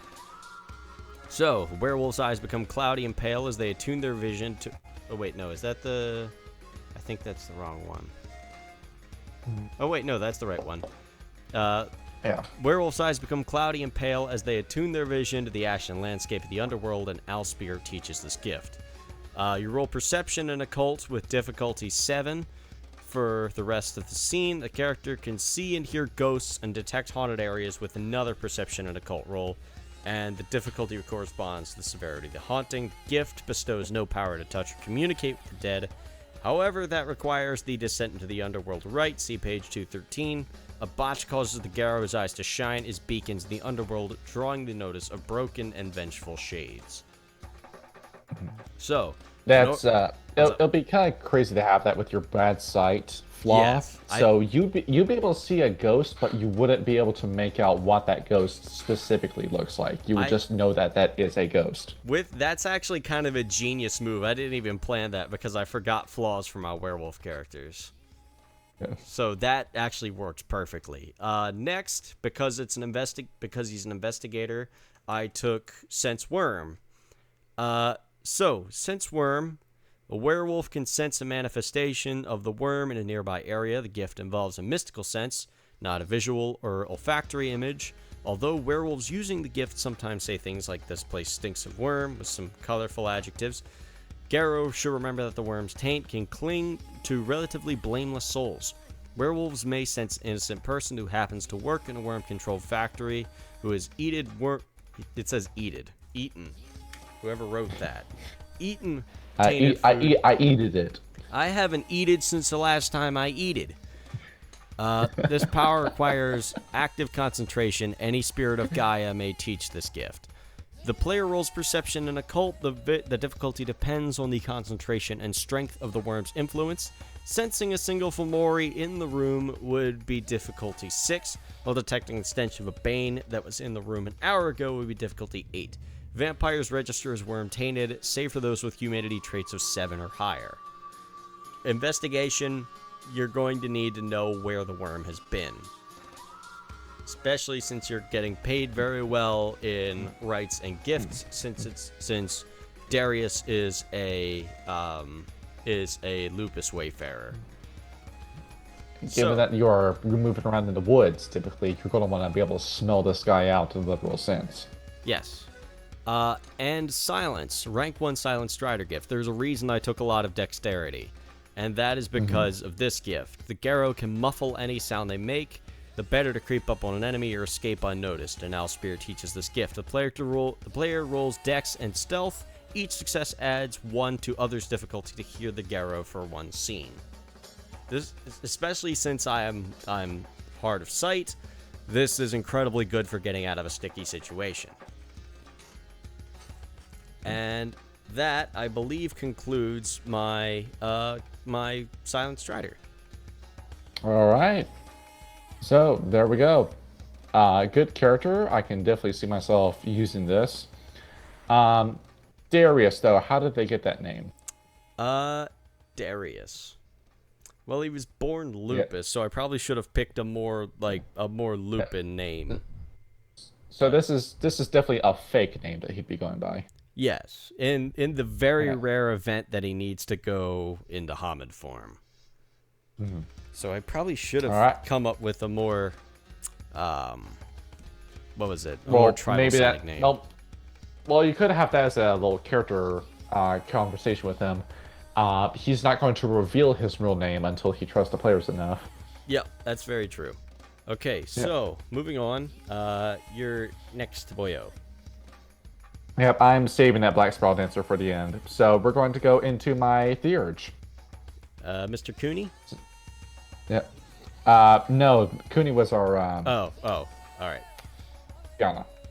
So this is a Glasswalker, but I've done something with his face, posting him in history pages. Glass eye, digital eye. Goodness gracious, strikes again. Yeah. Look, everybody, it's Majima from the funny game. From the funny game. It's the face of Majima. It's the haircut of Majima with the facial structure of Kazuma Kiryu. Basically. Yeah. Quick, post a gif of him singing the I Love You song. See. 24-hour Cinderella is what that song is. Yes. Alright. So I'm pulling up the name I gave this guy. So in Hong Kong, they have a little tradition where they will give themselves an English-sounding first name and then a traditional Chinese name. But Hong Kong will change the spelling and pronunciation of a lot of Chinese words. So the guy that we are playing as is one Alex Leung Wei. As for how you spell that, well, Alex is pretty simple. A-L-E-X. Leung being L-E-U-N-G, and Wei being W-E-I. And, I wonder why you named him that. That's because I'm kind of cheating. This isn't a Glasswalker. This is a Boli Johije that we are making. Ooh. Yeah. So I was thinking about making a member of the DS Ultimate, just because I like the DS Ultimate that much, and I had a character concept already lined out. But then I thought, no. Wise guys. Let's not make a guy who goes off the Giovanni, because I've already got too many Mafia vampire ideas. I love the Giovanni. So, what if we go to China, and we make a triad werewolf instead? So, this is a guy who has infiltrated the triads, not just any triad. The Kuei Jin, that's what he's infiltrated. Rubbing salt into the wound of the Shadow Lords, who will never be vampires, even though they try to be. This is a guy who has infiltrated the Chinese vampires, and is keeping an eye on them, making sure they don't expend too much as a triad. This is the character I've put the most love and thought into. Typically, with the way triads run today, very, very few of them actually operate within China. Given that China's currency has gone completely digital, you're not allowed to save money in China. They've implemented 15-minute cities. There are tons of anti-triad laws. Very few of them actually collude with governments anymore. And Hong Kong just got annexed a few years ago. So it's incredibly difficult to be a traditional gangster in China now. So majority of these guys have left for Japan, where, once again, it's hard to operate a gang there. So they've gone even further to the American West Coast, and Mexico is typically where these guys hang out. You know that big fentanyl epidemic that's going on? Yes. It's highly likely that's actually a Chinese triad operation instead of a Mexican cartel operation. That wouldn't surprise me in the slightest. Yeah. So, as for what this guy's tribe is, this is a glassworker, but I'll be putting Boli Johije instead. Auspice, I feel like I spelled Johije wrong, but we're continuing. Yep. Auspice, I have made this guy a Theurge. And breed, he is, of course, going to be Hamid. Simple enough. Yep. Given that Metis and Lupus are incredibly rare amongst the Glasswalkers. Just to point out how un-werewolf-like the Glasswalkers are, they don't have the access to the ancestors or the pure breed background anymore. They've gone that deep into the Weaver's webs, they can't get out of it. That's pretty fucked. And I feel like wise guys probably should be given a Chinese translation, but yeah, that's the camp he's a part of. He's a wise guy. Granted, one with the triads instead. Yep. So, going into his attributes and abilities, I have been a guy who's going to be throwing himself into a lot of very dangerous situations. So I'm going to need to bump up his social attributes. He's a werewolf who's fighting like a vampire. We are making his... I have 7 points. We're giving him a 7 in both charisma, the 7 attributes. We're giving him 3 points into charisma and manipulation, and 1 point into appearance. Sure, he's got a nice looking body, he's physically fit, but his face is just a little rugged. Pretty intimidating. Next, because this is a werewolf, we gotta put something in the physical. So, given what I've done in terms of his background, we'll be giving him 2 extra points in strength, 1 point in dexterity, and then 2 points into stamina. That'll be his physical stats. And in mental, this guy does have to rely on his other gang members very often, and along with the other spirits for information. So we're going to give him just 1 in each one of these. He can figure stuff out on his own, but he does need to rely on his friends from time to time. Right. And given that this guy is a triad, we're going to give him a lot of technology-based abilities. Going into firearms, we're giving this guy 3 in firearms right out the gate. Drive, we're also putting 3 into. Craft, 2. We've got 8 points already. He needs to know how to talk around the mob, so we're giving him 2 points in etiquette. I've given myself 10 points all around. Larceny, 1. Melee, 1. And stealth, 1. That's what we'll do for skills.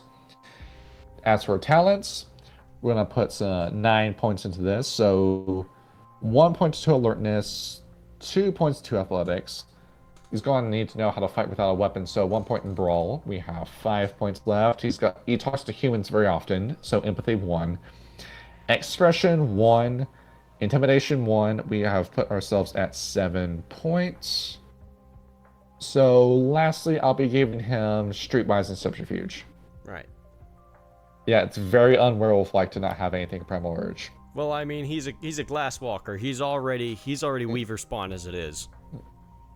And next up, because this is a glasswalker, we're putting 2 points into computers, 2 points into technology, and given what he does, 1 point into investigation.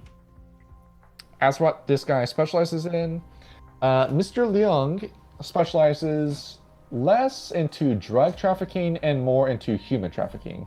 He's specifically looking for Kuei Jin or members of the Sabat who are involved in kidnapping and trafficking minors. That definitely isn't inspired off of a podcast I was listening to last week where, you've got so many kids that pass the Mexico border that don't go through DNA tests, and the sponsor that crosses over with them can just say whatever he wants and there's no background check involved.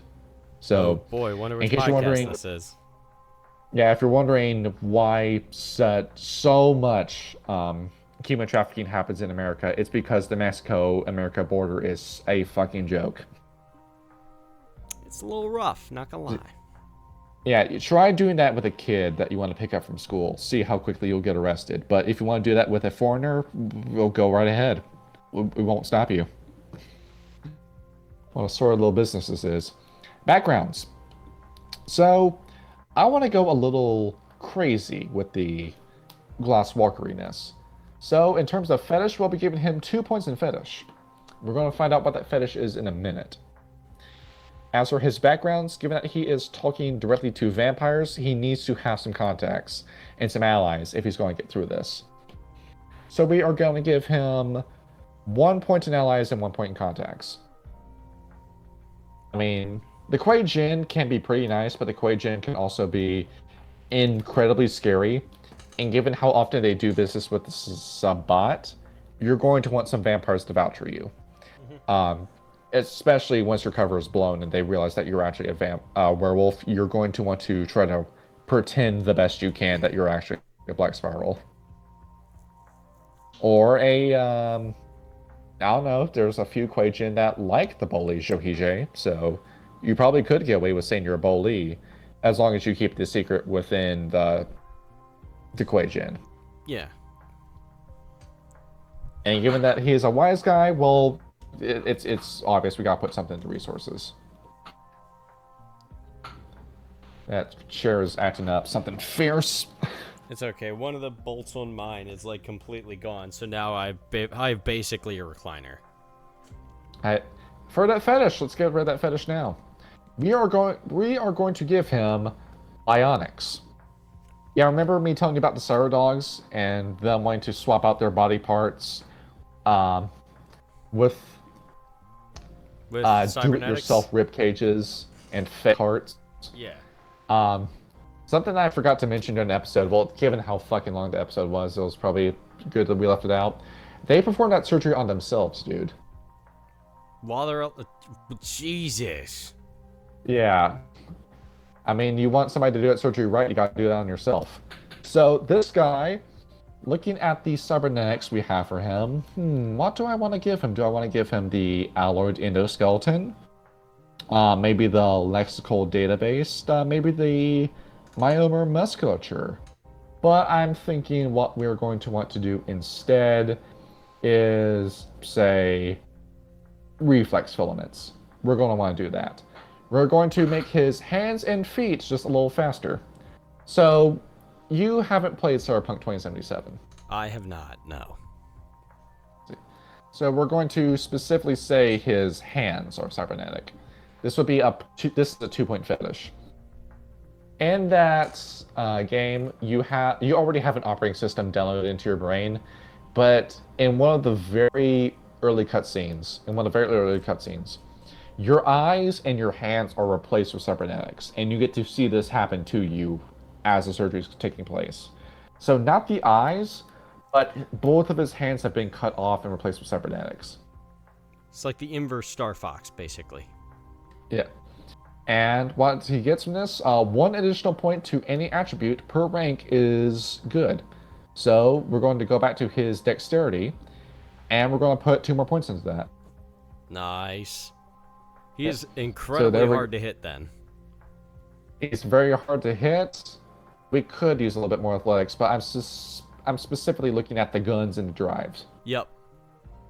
This is a guy who's very rarely going to miss a shot. He's definitely built more like a vampire than he is a werewolf.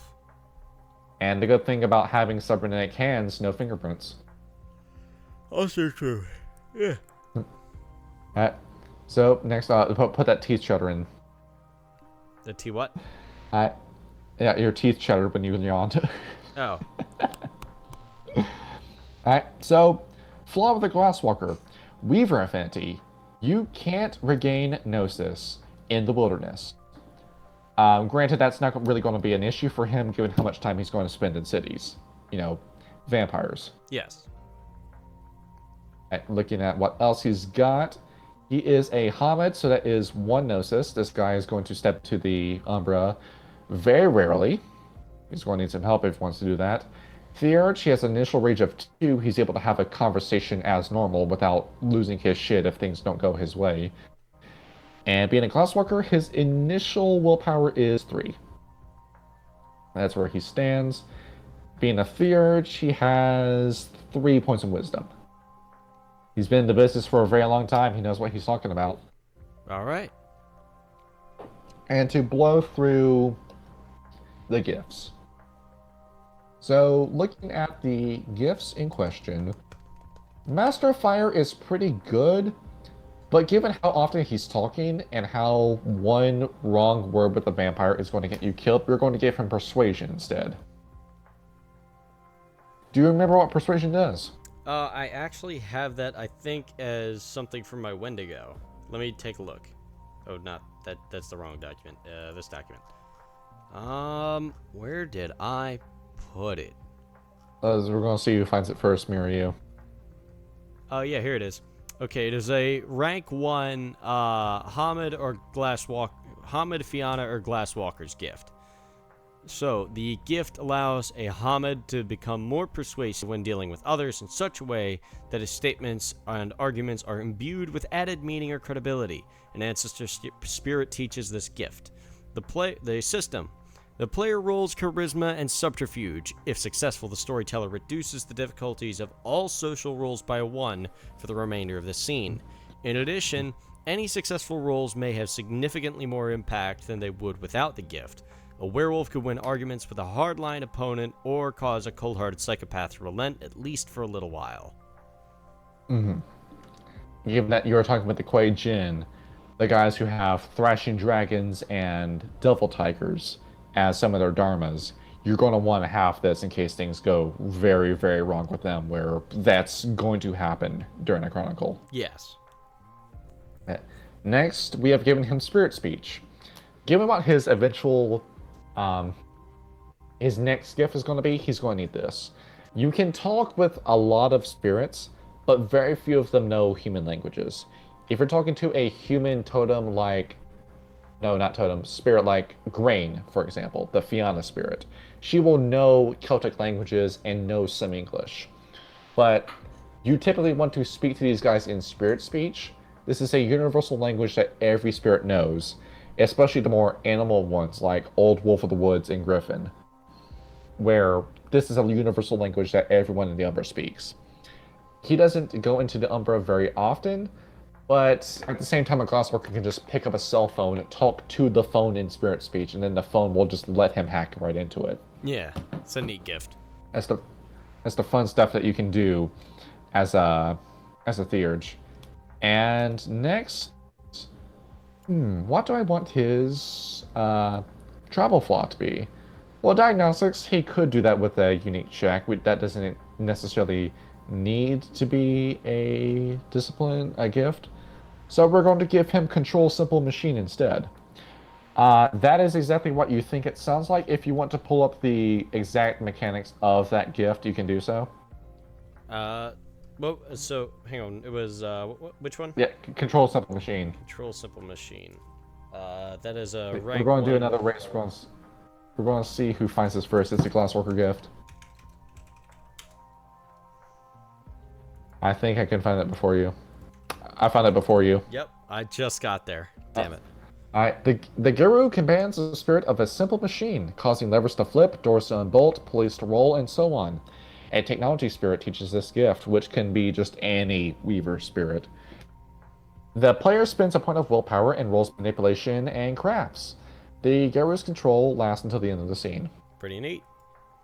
That is very useful to have in any situation. Yes. And by, say, lever, for example, that includes the trigger of a gun. Oh. Yeah. So that's somebody's like sitting there holding like a gun to their stomach, like trying to be intimidating, and you just look at it, spend a gnosis, and he shoots himself in the leg. Yeah. You do, or I was thinking more like the Detroit survival training videos, but they're actually real. Where you can like cause the pin to misfire, or like grab the hammer as it's going back. Yeah. And now you have control of the weapon. Yeah, yeah, I'm sure I do. Oh, that's great. That man is absolutely ridiculous.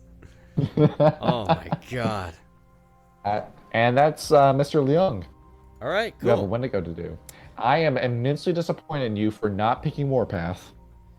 Well, I want you to have gore in your teeth, blood in your eyes, and veins between your fingertips. Well, the reason I did this is because most, if not every other tribe says the Wendigo have no fucking sense of humor.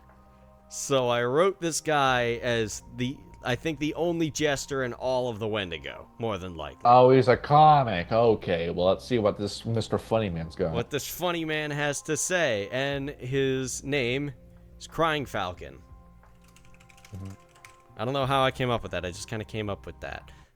He is a Hamid, and he is a Ragabash of tribe Wendigo of the Sacred Hoop. Not Secret Hoop, the Sacred Hoop. Goodness.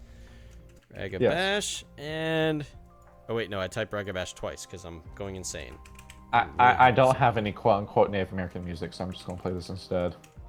Are you going to play the fucking Sonic music again? Yeah. Son of a bitch.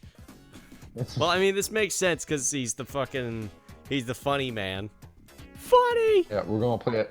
We're going to play a funny little song. It's the funny. Okay. Given this guy is a trickster and a jokester and a Hamid, my primary is going to be social, my secondary is going to be mental, my physical is going to be my tertiary, which is probably going to get him killed. Why? Because, you know what? Not so funny now, are you, funny man? So, social. Of course, he is going to be a jokester. So I'm going to put 4 pips immediately into charisma. So then I'm going to put 2 manipulation and 1 in appearance. He's a funny man. People like him because he makes all the rituals that much more fun to do. And also he is Sacred Hoop. So let me pull up my notes on that just to make sure I'm doing that right. Wendigo notes. Sacred Hoop. They preach reverence for all the spirits. They fought against the warpath for prominence over the Wendigo. They work to use the New Age to revitalize interest in native culture. However, they are dissatisfied and impatient with their elders. So this guy is trying to sort of revitalize that movement and bring more people into that spiritualism to help create more kinfolk and support for Mother Gaia. That is his purpose of being. Mental. 5 points to put in that. Very witty. So 3 pips in wit.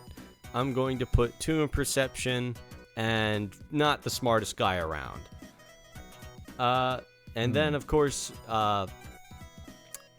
physical. He's a little quick to his feet and he's got a little bit of stamina, not very strong. And then we're going to move on to our abilities. So, knowledge, 13. He's supposed to know things. So, with 13 points of knowledge and being a Hamid, he probably knows a lot about rituals. So I'm going to put 5 pips in rituals. And because they are old rituals, we're going to go 3 in occult as well. So that's leaves us with 5 left. We're going to give him a little bit of academic knowledge. We're going to put 2 in academics and 2 in medicine. And we're going to put my last one in enigmas. So he knows all about the rituals. He knows a lot about their ancient ways. He knows how to heal. He knows some academics. He's not the smartest guy around, but he studied a lot, and he can figure things out when he needs to. Moving on from that, we have talents, which is a secondary. We have 9 points to work with there. Because he is trying to revitalize the movement, I'm going to put 4 in empathy and 3 in expression. Well, actually, no. I'm gonna drop that down. 3 in empathy, 2 in expression, 2 in primal urge. So that is 7. And then I'm going to put 1 in leadership and 1 in athletics. And then with our skills, we have 5 points to work with. We are going to go 1 in etiquette, 1 in craft, 1 in animal kinesthetics, and 1 in performance as well. And I have 1 more to work with. I'm going to go 1 in larceny just for funsies. Alright, the little feel fun, I'm gonna steal your phone from your pocket prank. That's basically what he does. He's got some sleight of hand on him just for fun. Slip somebody's phone from their pocket, hands it back to them. You drop this. Puts a smile on people's face. Guy's just a happy-go-lucky kind of person.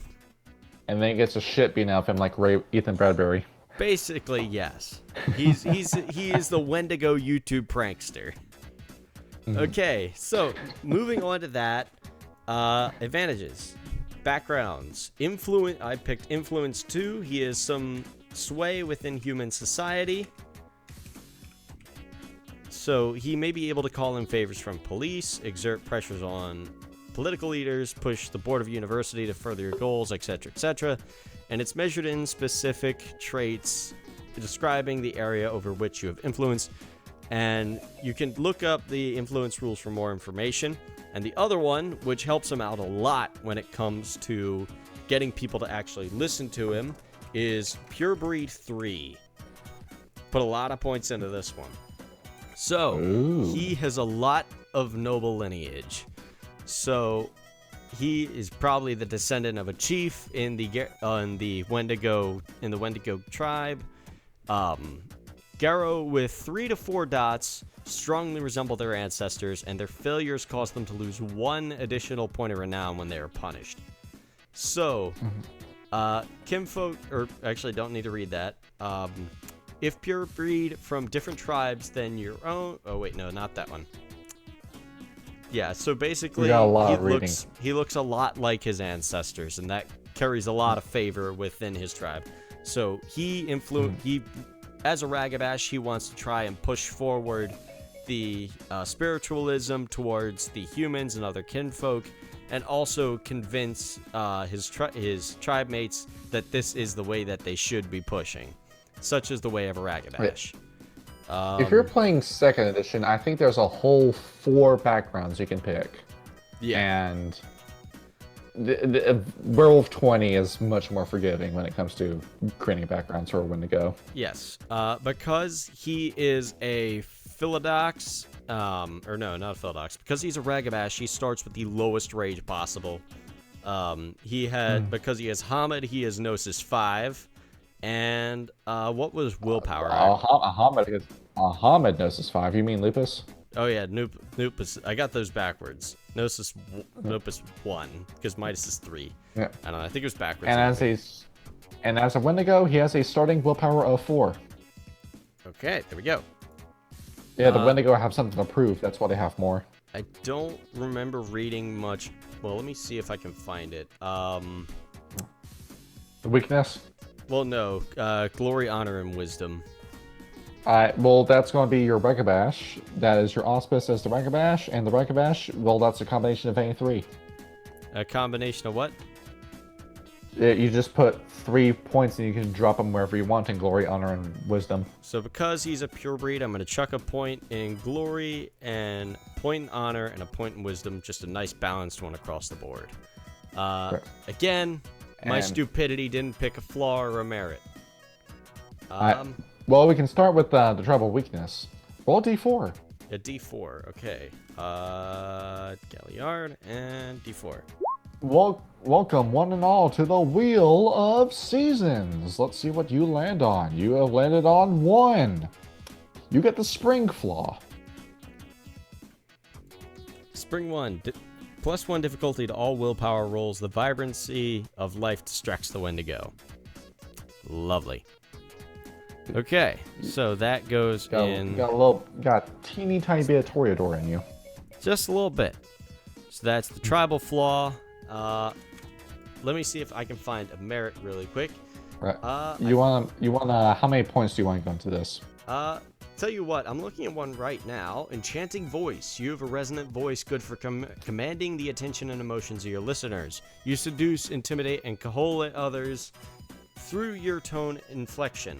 Take a 2 trait bonus on challenges that involve your spoken words. Given that's a Ragabash, that's incredibly useful for a merit.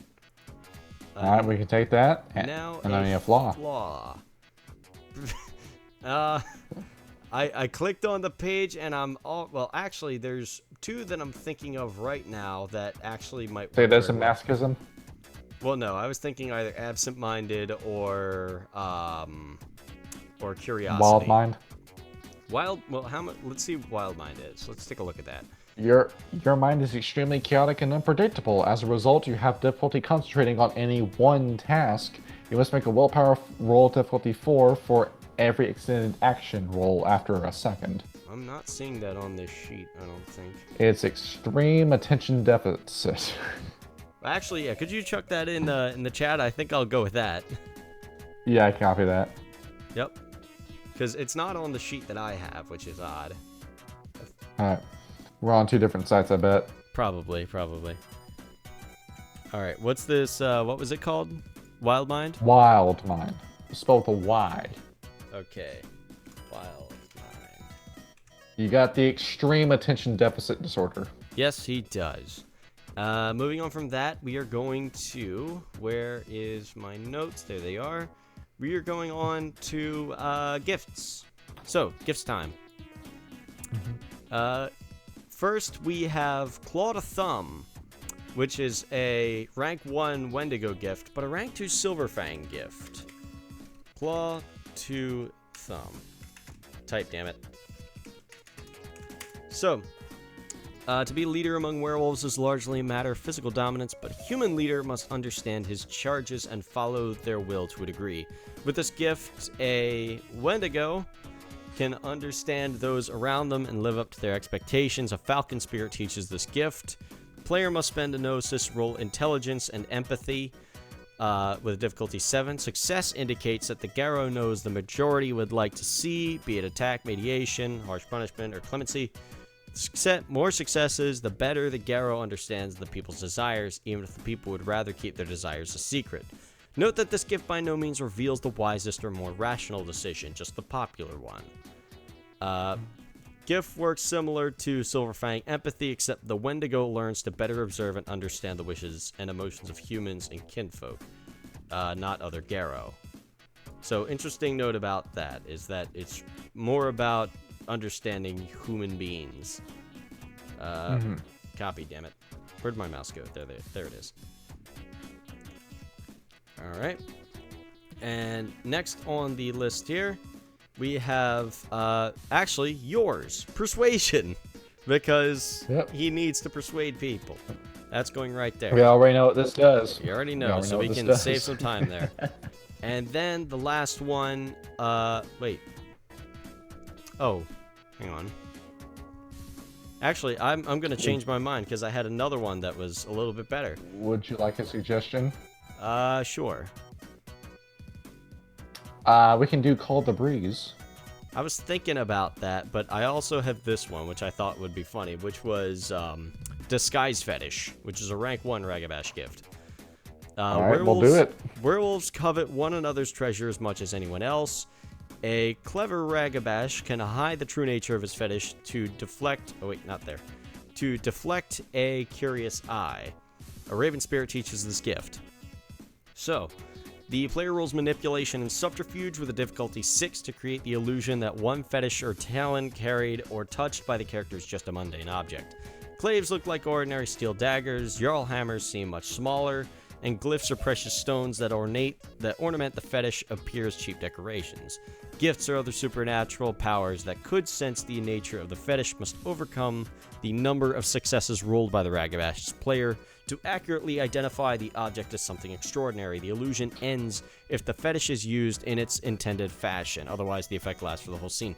This is very similar, actually, to Obfuscate for concealment, except it works exclusively on fetish weapons.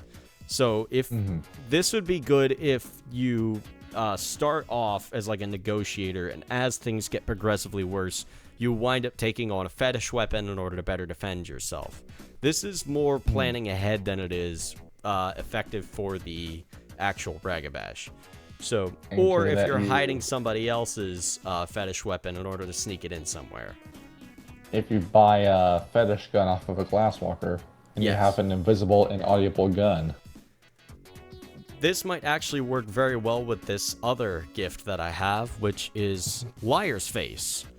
The Ragabash wraps themselves in a deceitful attitude that nothing they say can be trusted, not even the clear and unvarnished truth.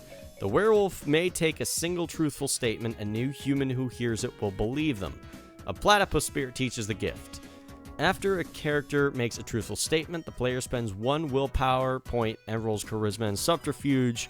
The gift is automatically effective on humans, causing them to believe the Ragabash is lying. Supernatural listeners whose willpower rating is lower than the Ragabash's successes also refuse to believe the Ragabash's words. If you want to fuck somebody over, this is what you use. There's a book that I read in middle school that was called Alcatraz versus the Evil Librarians. Yes. Where it was like a JoJo's Bizarre Adventure story where all the family members, it was a big magic family that all had different unique abilities. And I remember one of the characters had the ability that under stressful situations he would start speaking gibberish, which made him impossible to capture and interrogate because he just would not be able to communicate the minute he was captured. Oh, that's pretty rough. Yeah. So nobody wanted to ever hold this guy hostage because he was useless as a hostage. Yeah, that's basically what's going on here. Crying Falcon is a bit of a joke, but he works with it. Yeah. So it's a character that's made for like character interaction. Yes. He's likely to be a party face. All right. So if you're a very extroverted player, use this guy. Yes, absolutely. This is a Nintendo song. This better not get this video fucking copyright claimed. But I'm playing anyway because Nintendo has turned its back on this IP. Yes. You have never played Custom Robo. What is this? You are missing out on what is probably my favorite GameCube game. Oh, okay. Oh, it's a mecha game. Okay. No, it's not just a mecha game. It's a 3D fighter game too. Oh, sick. Okay. Yeah. I'm tempted. Do you have a working Wii? I do, and I also have a working GameCube. I will bring that with me. Yeah, we'll play that on stream. Alright. That whole week is going to be us playing fucking video games and building sessions. I need to remember to bring my memory card for that, since I have unlocked a whole bunch of shit in that game. Just write it on your phone on like reminders right before you leave. Alright, so we lied to you. We're not keeping this video under 2 hours. We're going to do one more villain. Yes. Show us the villain. Alright. So this villain, I posted his picture in history pages. Yep. Try taking a guess who this is supposed to be. If you're watching the video, you already know. Yes. He is Willy Wonka in the Chocolate Factory, played by Chris Pine. Yep. This is Zane Holloway, a black spiral dancer. It's a very piercing gaze. Yep. So, what this character is, this is an influencer. He's a YouTuber. And the kind of auspice I've given him, he is a Galliard. So, am I making an evil version of myself? Maybe. You're already Weaver food. You can't get much more evil than yourself. See, I probably shouldn't say that given the atrocities I have this guy committing. And this will be our metis for this episode. We have a metis. Yay. Alright, let's get that disadvantage out of the way immediately. So, yeah, you already see I put a merit and flaw there already, but we're putting a derangement there. I remember Book of the Worm said that almost all of these guys start with a derangement already. So, we're going double down on that. This guy has 2 derangements. Oh. So enjoy having a conversation with this guy. He probably generates so much YouTube drama. It's unbelievable. Alright. So, the first thing we're giving him is Delusions of Grandeur. Pretty much Logan Paul brothers right there. You straight up made fucking Logan Paul as a black spiral dancer. Yeah, I did what I did what Borderlands 3 tried doing and then just became extremely annoying with. Oh, that's funny. Yeah. You never played Borderlands 3, and I'm so glad you never did. Dude, I don't like Borderlands, and I've explained to And you that- why. It's more like holy shit, the writing in Borderlands 3 was so annoying, dude. Yes, I mean, I already I'm- didn't have much fucking interest in Borderlands anyway, which is weird because, like, on paper it's a game I should enjoy, but I just don't. Yeah. And next flaw we're giving him, sadism. Zane likes Holloway causing pain. really loves seeing people suffer. How long fact, until we're- Sunny V2 does a video exposing him? Let's see. Not soon enough, given what this guy's doing. Yep. See. So, as we're going down the line, as a Black Spiral dancer, once again disappointed in the wiki because they just don't have any information as to how to be a Black Spiral dancer as a character. Luckily, I was able to go into Book of the Worm first edition, and I pulled out a page that was made for the Black Spiral dancers. So you see that? You see what I posted in game chat? Game chat? Yes. It's a pic of the Black Spiral dancers. It's got their picture on it. Oh, wait, hang on. Yeah. No, I have the Yeah. 2 pages from the book. Where are the other ones? Yeah. It's the page that says Black Spiral dancer at the header of it. Oh, okay. Yeah, let me put that up. Yeah, that's it. Those are the rules as to how to play a Black Spiral dancer. Yep, that's about it. Yeah. And getting his points and flaws done, but we will begin with his attributes. So I believe I have already thought of what this guy's going to be. Given that he is a Galliard, we're going to stack his manipulation. We're going to bump that up to a 5. Appearance, well, he's conventionally attractive. You don't see his room taint immediately, so appearance is going to be 3, and charisma 2. He knows how to put on a fake happy face when he's in public. Next up, we are going to put some physical stats into him.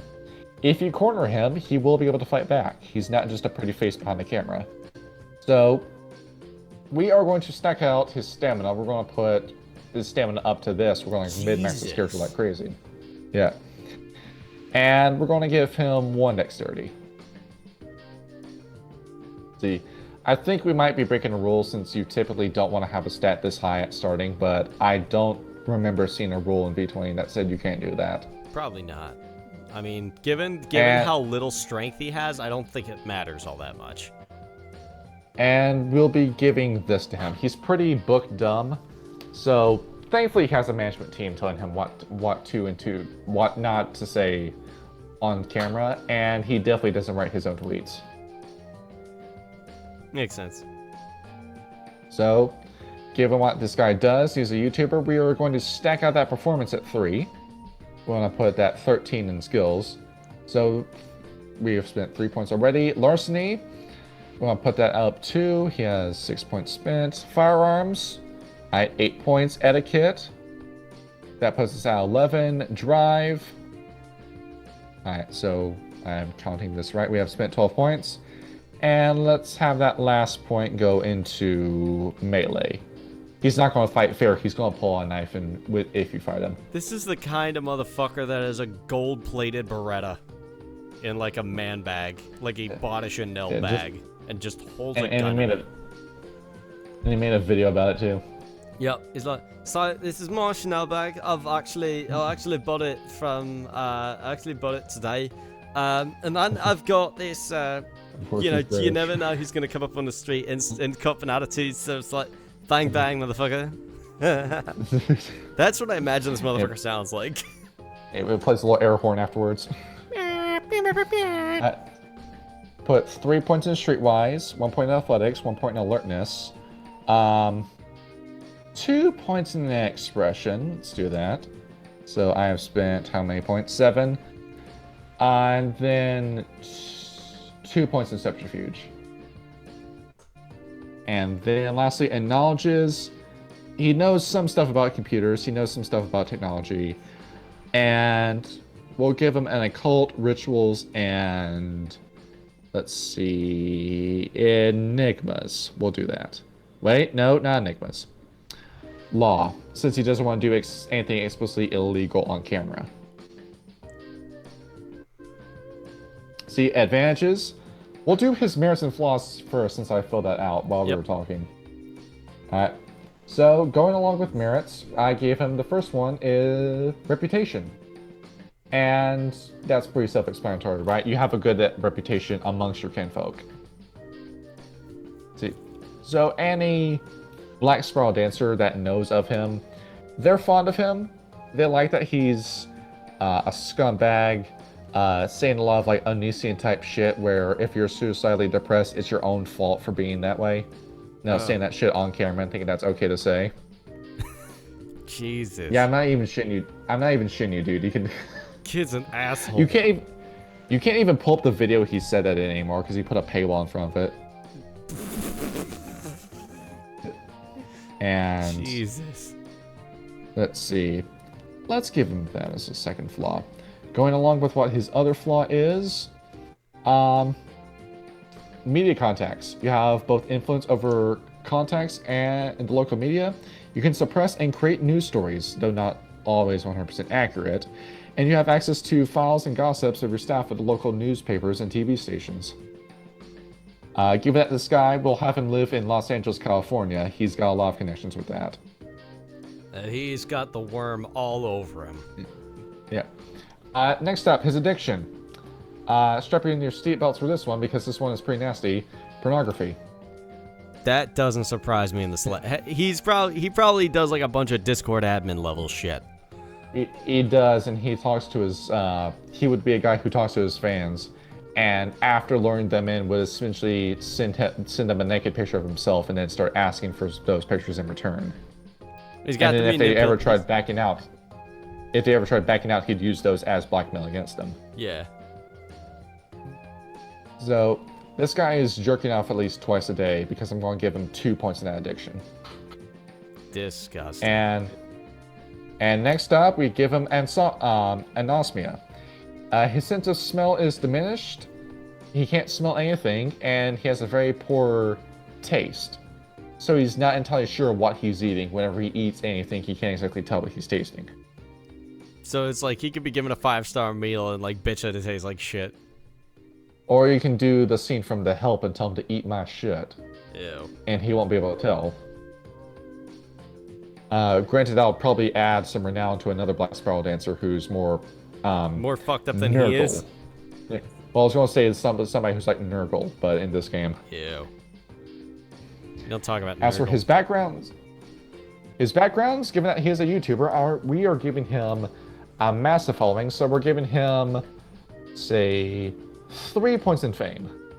We're going to do that. He's got a pretty big following. If only for people As to for watch the train wreck. See? And we'll say, because he already has that advantage, he doesn't really need contacts, so we'll give him 2 points of resources. There we go. How do you think he's able to afford that suit? Yeah. Right. His Next, going down fucking the line. apartment probably looks like a German expressionist film, probably. Yeah, exactly. My favorite Yeah, director of all time is Tim Burton. I fucking love it. But I also love like that really old horror movie like Nosferatu and oh god, what was that other one? My favorite Cabin movie at when I was a Dr. kid was Caligari. Nightmare I Before love that Christmas. I one. always loved Jack Skellington. Yes, absolutely. He talks super fruity and is just an absolute dickhead. Is the kind of guy that you just can't wait to cave the face in of. Yes. That'd be hilarious. I honestly would like to kill him as a Viana. That'd be hilarious. See, as a Metis, this guy has 3 points of Gnosis. So he's got one up on you. He's able to sidestep sideways, like a certain Tyler. Oh, he's not fucking getting away that easy. I'm gonna rip that little shit's hair off. Alright, starting Rage. I hope you have a fun time fighting this guy, because he's gonna... Not only can he soak a lot of his attacks, but he's got compensation for his missed ones. Or 4 points into Rage. Jesus. And with his Renown, he has 2 points in Glory, this being Vainglory in this case, and 2 points in Wisdom. Namely, how to twist and corrupt people is part of that Wisdom. And looking at his tribal... What he's able to do as a tribe... First of all, he actually loses a point in backgrounds. Really? So, we're taking one of his points in resources away. After most of that money that he... Yeah, most of the money that you see in his videos, that's not actually his money, that's given to him by Pentex. He has a little bit of spending cash, but not as much as you would think. Yeah. I honestly feel like I'd like to play this guy just because I already have the voice down for him. You want me to do what the guys on fucking Drive-Thru RPG do, where I charge you money to play this character? Oh, Jesus, no. I hate that racket so much. I will never put anything on Drive-Thru RPG because they allow that shit to exist. Yeah, I mean, like, hey, fellas, if you want to use fucking Crying Falcon or Diego, go right the fuck ahead. Yeah, we showed you how to build the sheet already. Yeah. He has 3 starting willpower as a Black Sparrow. Oh, okay. Shit. He's And actually going down kind of the scary line- on that regard. Yeah, a Black Sparrow, this is a boss fight, dude. Yeah. So, given all the contacts he has too, and the fame he has, you bet he has poor, abused fans that are willing to defend him, just for the hopes of being in one of his videos, and he's got the media on his side, so if you kill him and you leave any evidence, your face will appear on the news. I'm gonna use Gnosis and cast Control Element and just light him on fire. Set the entire apartment on fire, but are we sure we killed him? Well, as long as he's suffering more than he already is. Alright. For his gifts, let's give him, let's see. Part of me is thinking of giving him Primal Anger. So I'm thinking about whether or not I want to give that to him. Let's read what Primal Anger does. So Primal Anger, what this does, it's a Metis and Whitehowler gift. A character with this gift may sacrifice a single point in health once per scene and gain 2 extra points of rage. Yeah, we're giving this to him. Oh, he's a pain in the ass to fight, isn't he? Even with no strength, he's probably still an asshole. Yeah, you just need to land a hit on him. Yep. You need to land that hit in the hopes that he bombs the soak roll. So we're giving him Primal Anger. I tapped that whole thing typed out just because I had that page open so I could reread it. Yep, let me... Next, he is a Galliard. Let's see, we are going to go with Mind Speak. So, looking at this. Let's see, I think I have this URL game tied down. Yes, I do. Let's see, so Dream Speak, I believe it was called. Yeah, I think that's what you said. Yep. Dream Speak. We can't take that to level 2. Ah, So we're taking Mind Speak. We're taking Mind Speak instead. Yeah, okay. Alright, so what Mind Speak will do, by invoking the power of Waking Dreams, player character Geru can place any chosen character into a sonic communication. This is him telling you the KYS from across the street. The player spends 1 point of willpower per sentient being chosen and makes a manipulation plus expression roll if the being is unwilling. All those included by the dream may interact normally through Mindspeak, although they can't inflict damage to it. Their real bodies can still act, although the dice pools are increased by 2. The Mindspeak ends when all the participants want it to, or when the Galliard who starts it turns it off. Oh, damn, okay. I can imagine what he would do is he, like, if he gets bored, he'll stand on the street in LA, like, use Mindspeak on somebody and tell them, walk across the street and say hi to me. Those cars will stop, and then just watch the train wreck. Go stand in the car, let a car run you over. Yeah, it's like that One Dead Kennedy song, I Am the Owl, where it's like, fill a student protester full of LSD, and then send him spinning on the freeway. That's what he would do. And what we want this guy to do is that we want him to be a good Black Spiral Dancer and get people possessed. Last thing we're giving him is an exclusive Black Spiral Dancer gift, Bane Protector. So the Black Spiral Dancers can summon some Banes. What you want to do is learn this from the Black Spiral Labyrinth, and all you need to do is just burn a point of Gnosis, roll Manipulation and Leadership, and depending on how well you do, what your storyteller decides the difficulty is going to be, you will summon Banes to your immediate location. Granted, these guys aren't going to do too well in combat. Most of them die in 1 or 2 hits because they only have 1 point of health, if I'm remembering the LARP guide correctly. Oh, damn. But the goal isn't to use these guys in combat, it's to bring out these guys in the middle of your fan meet and greet and start getting these guys possessed. You're wanting to create enticers with this ability. And maybe once you become worm possessed enough, you can appear in one of Zane's music videos. Yeah, maybe.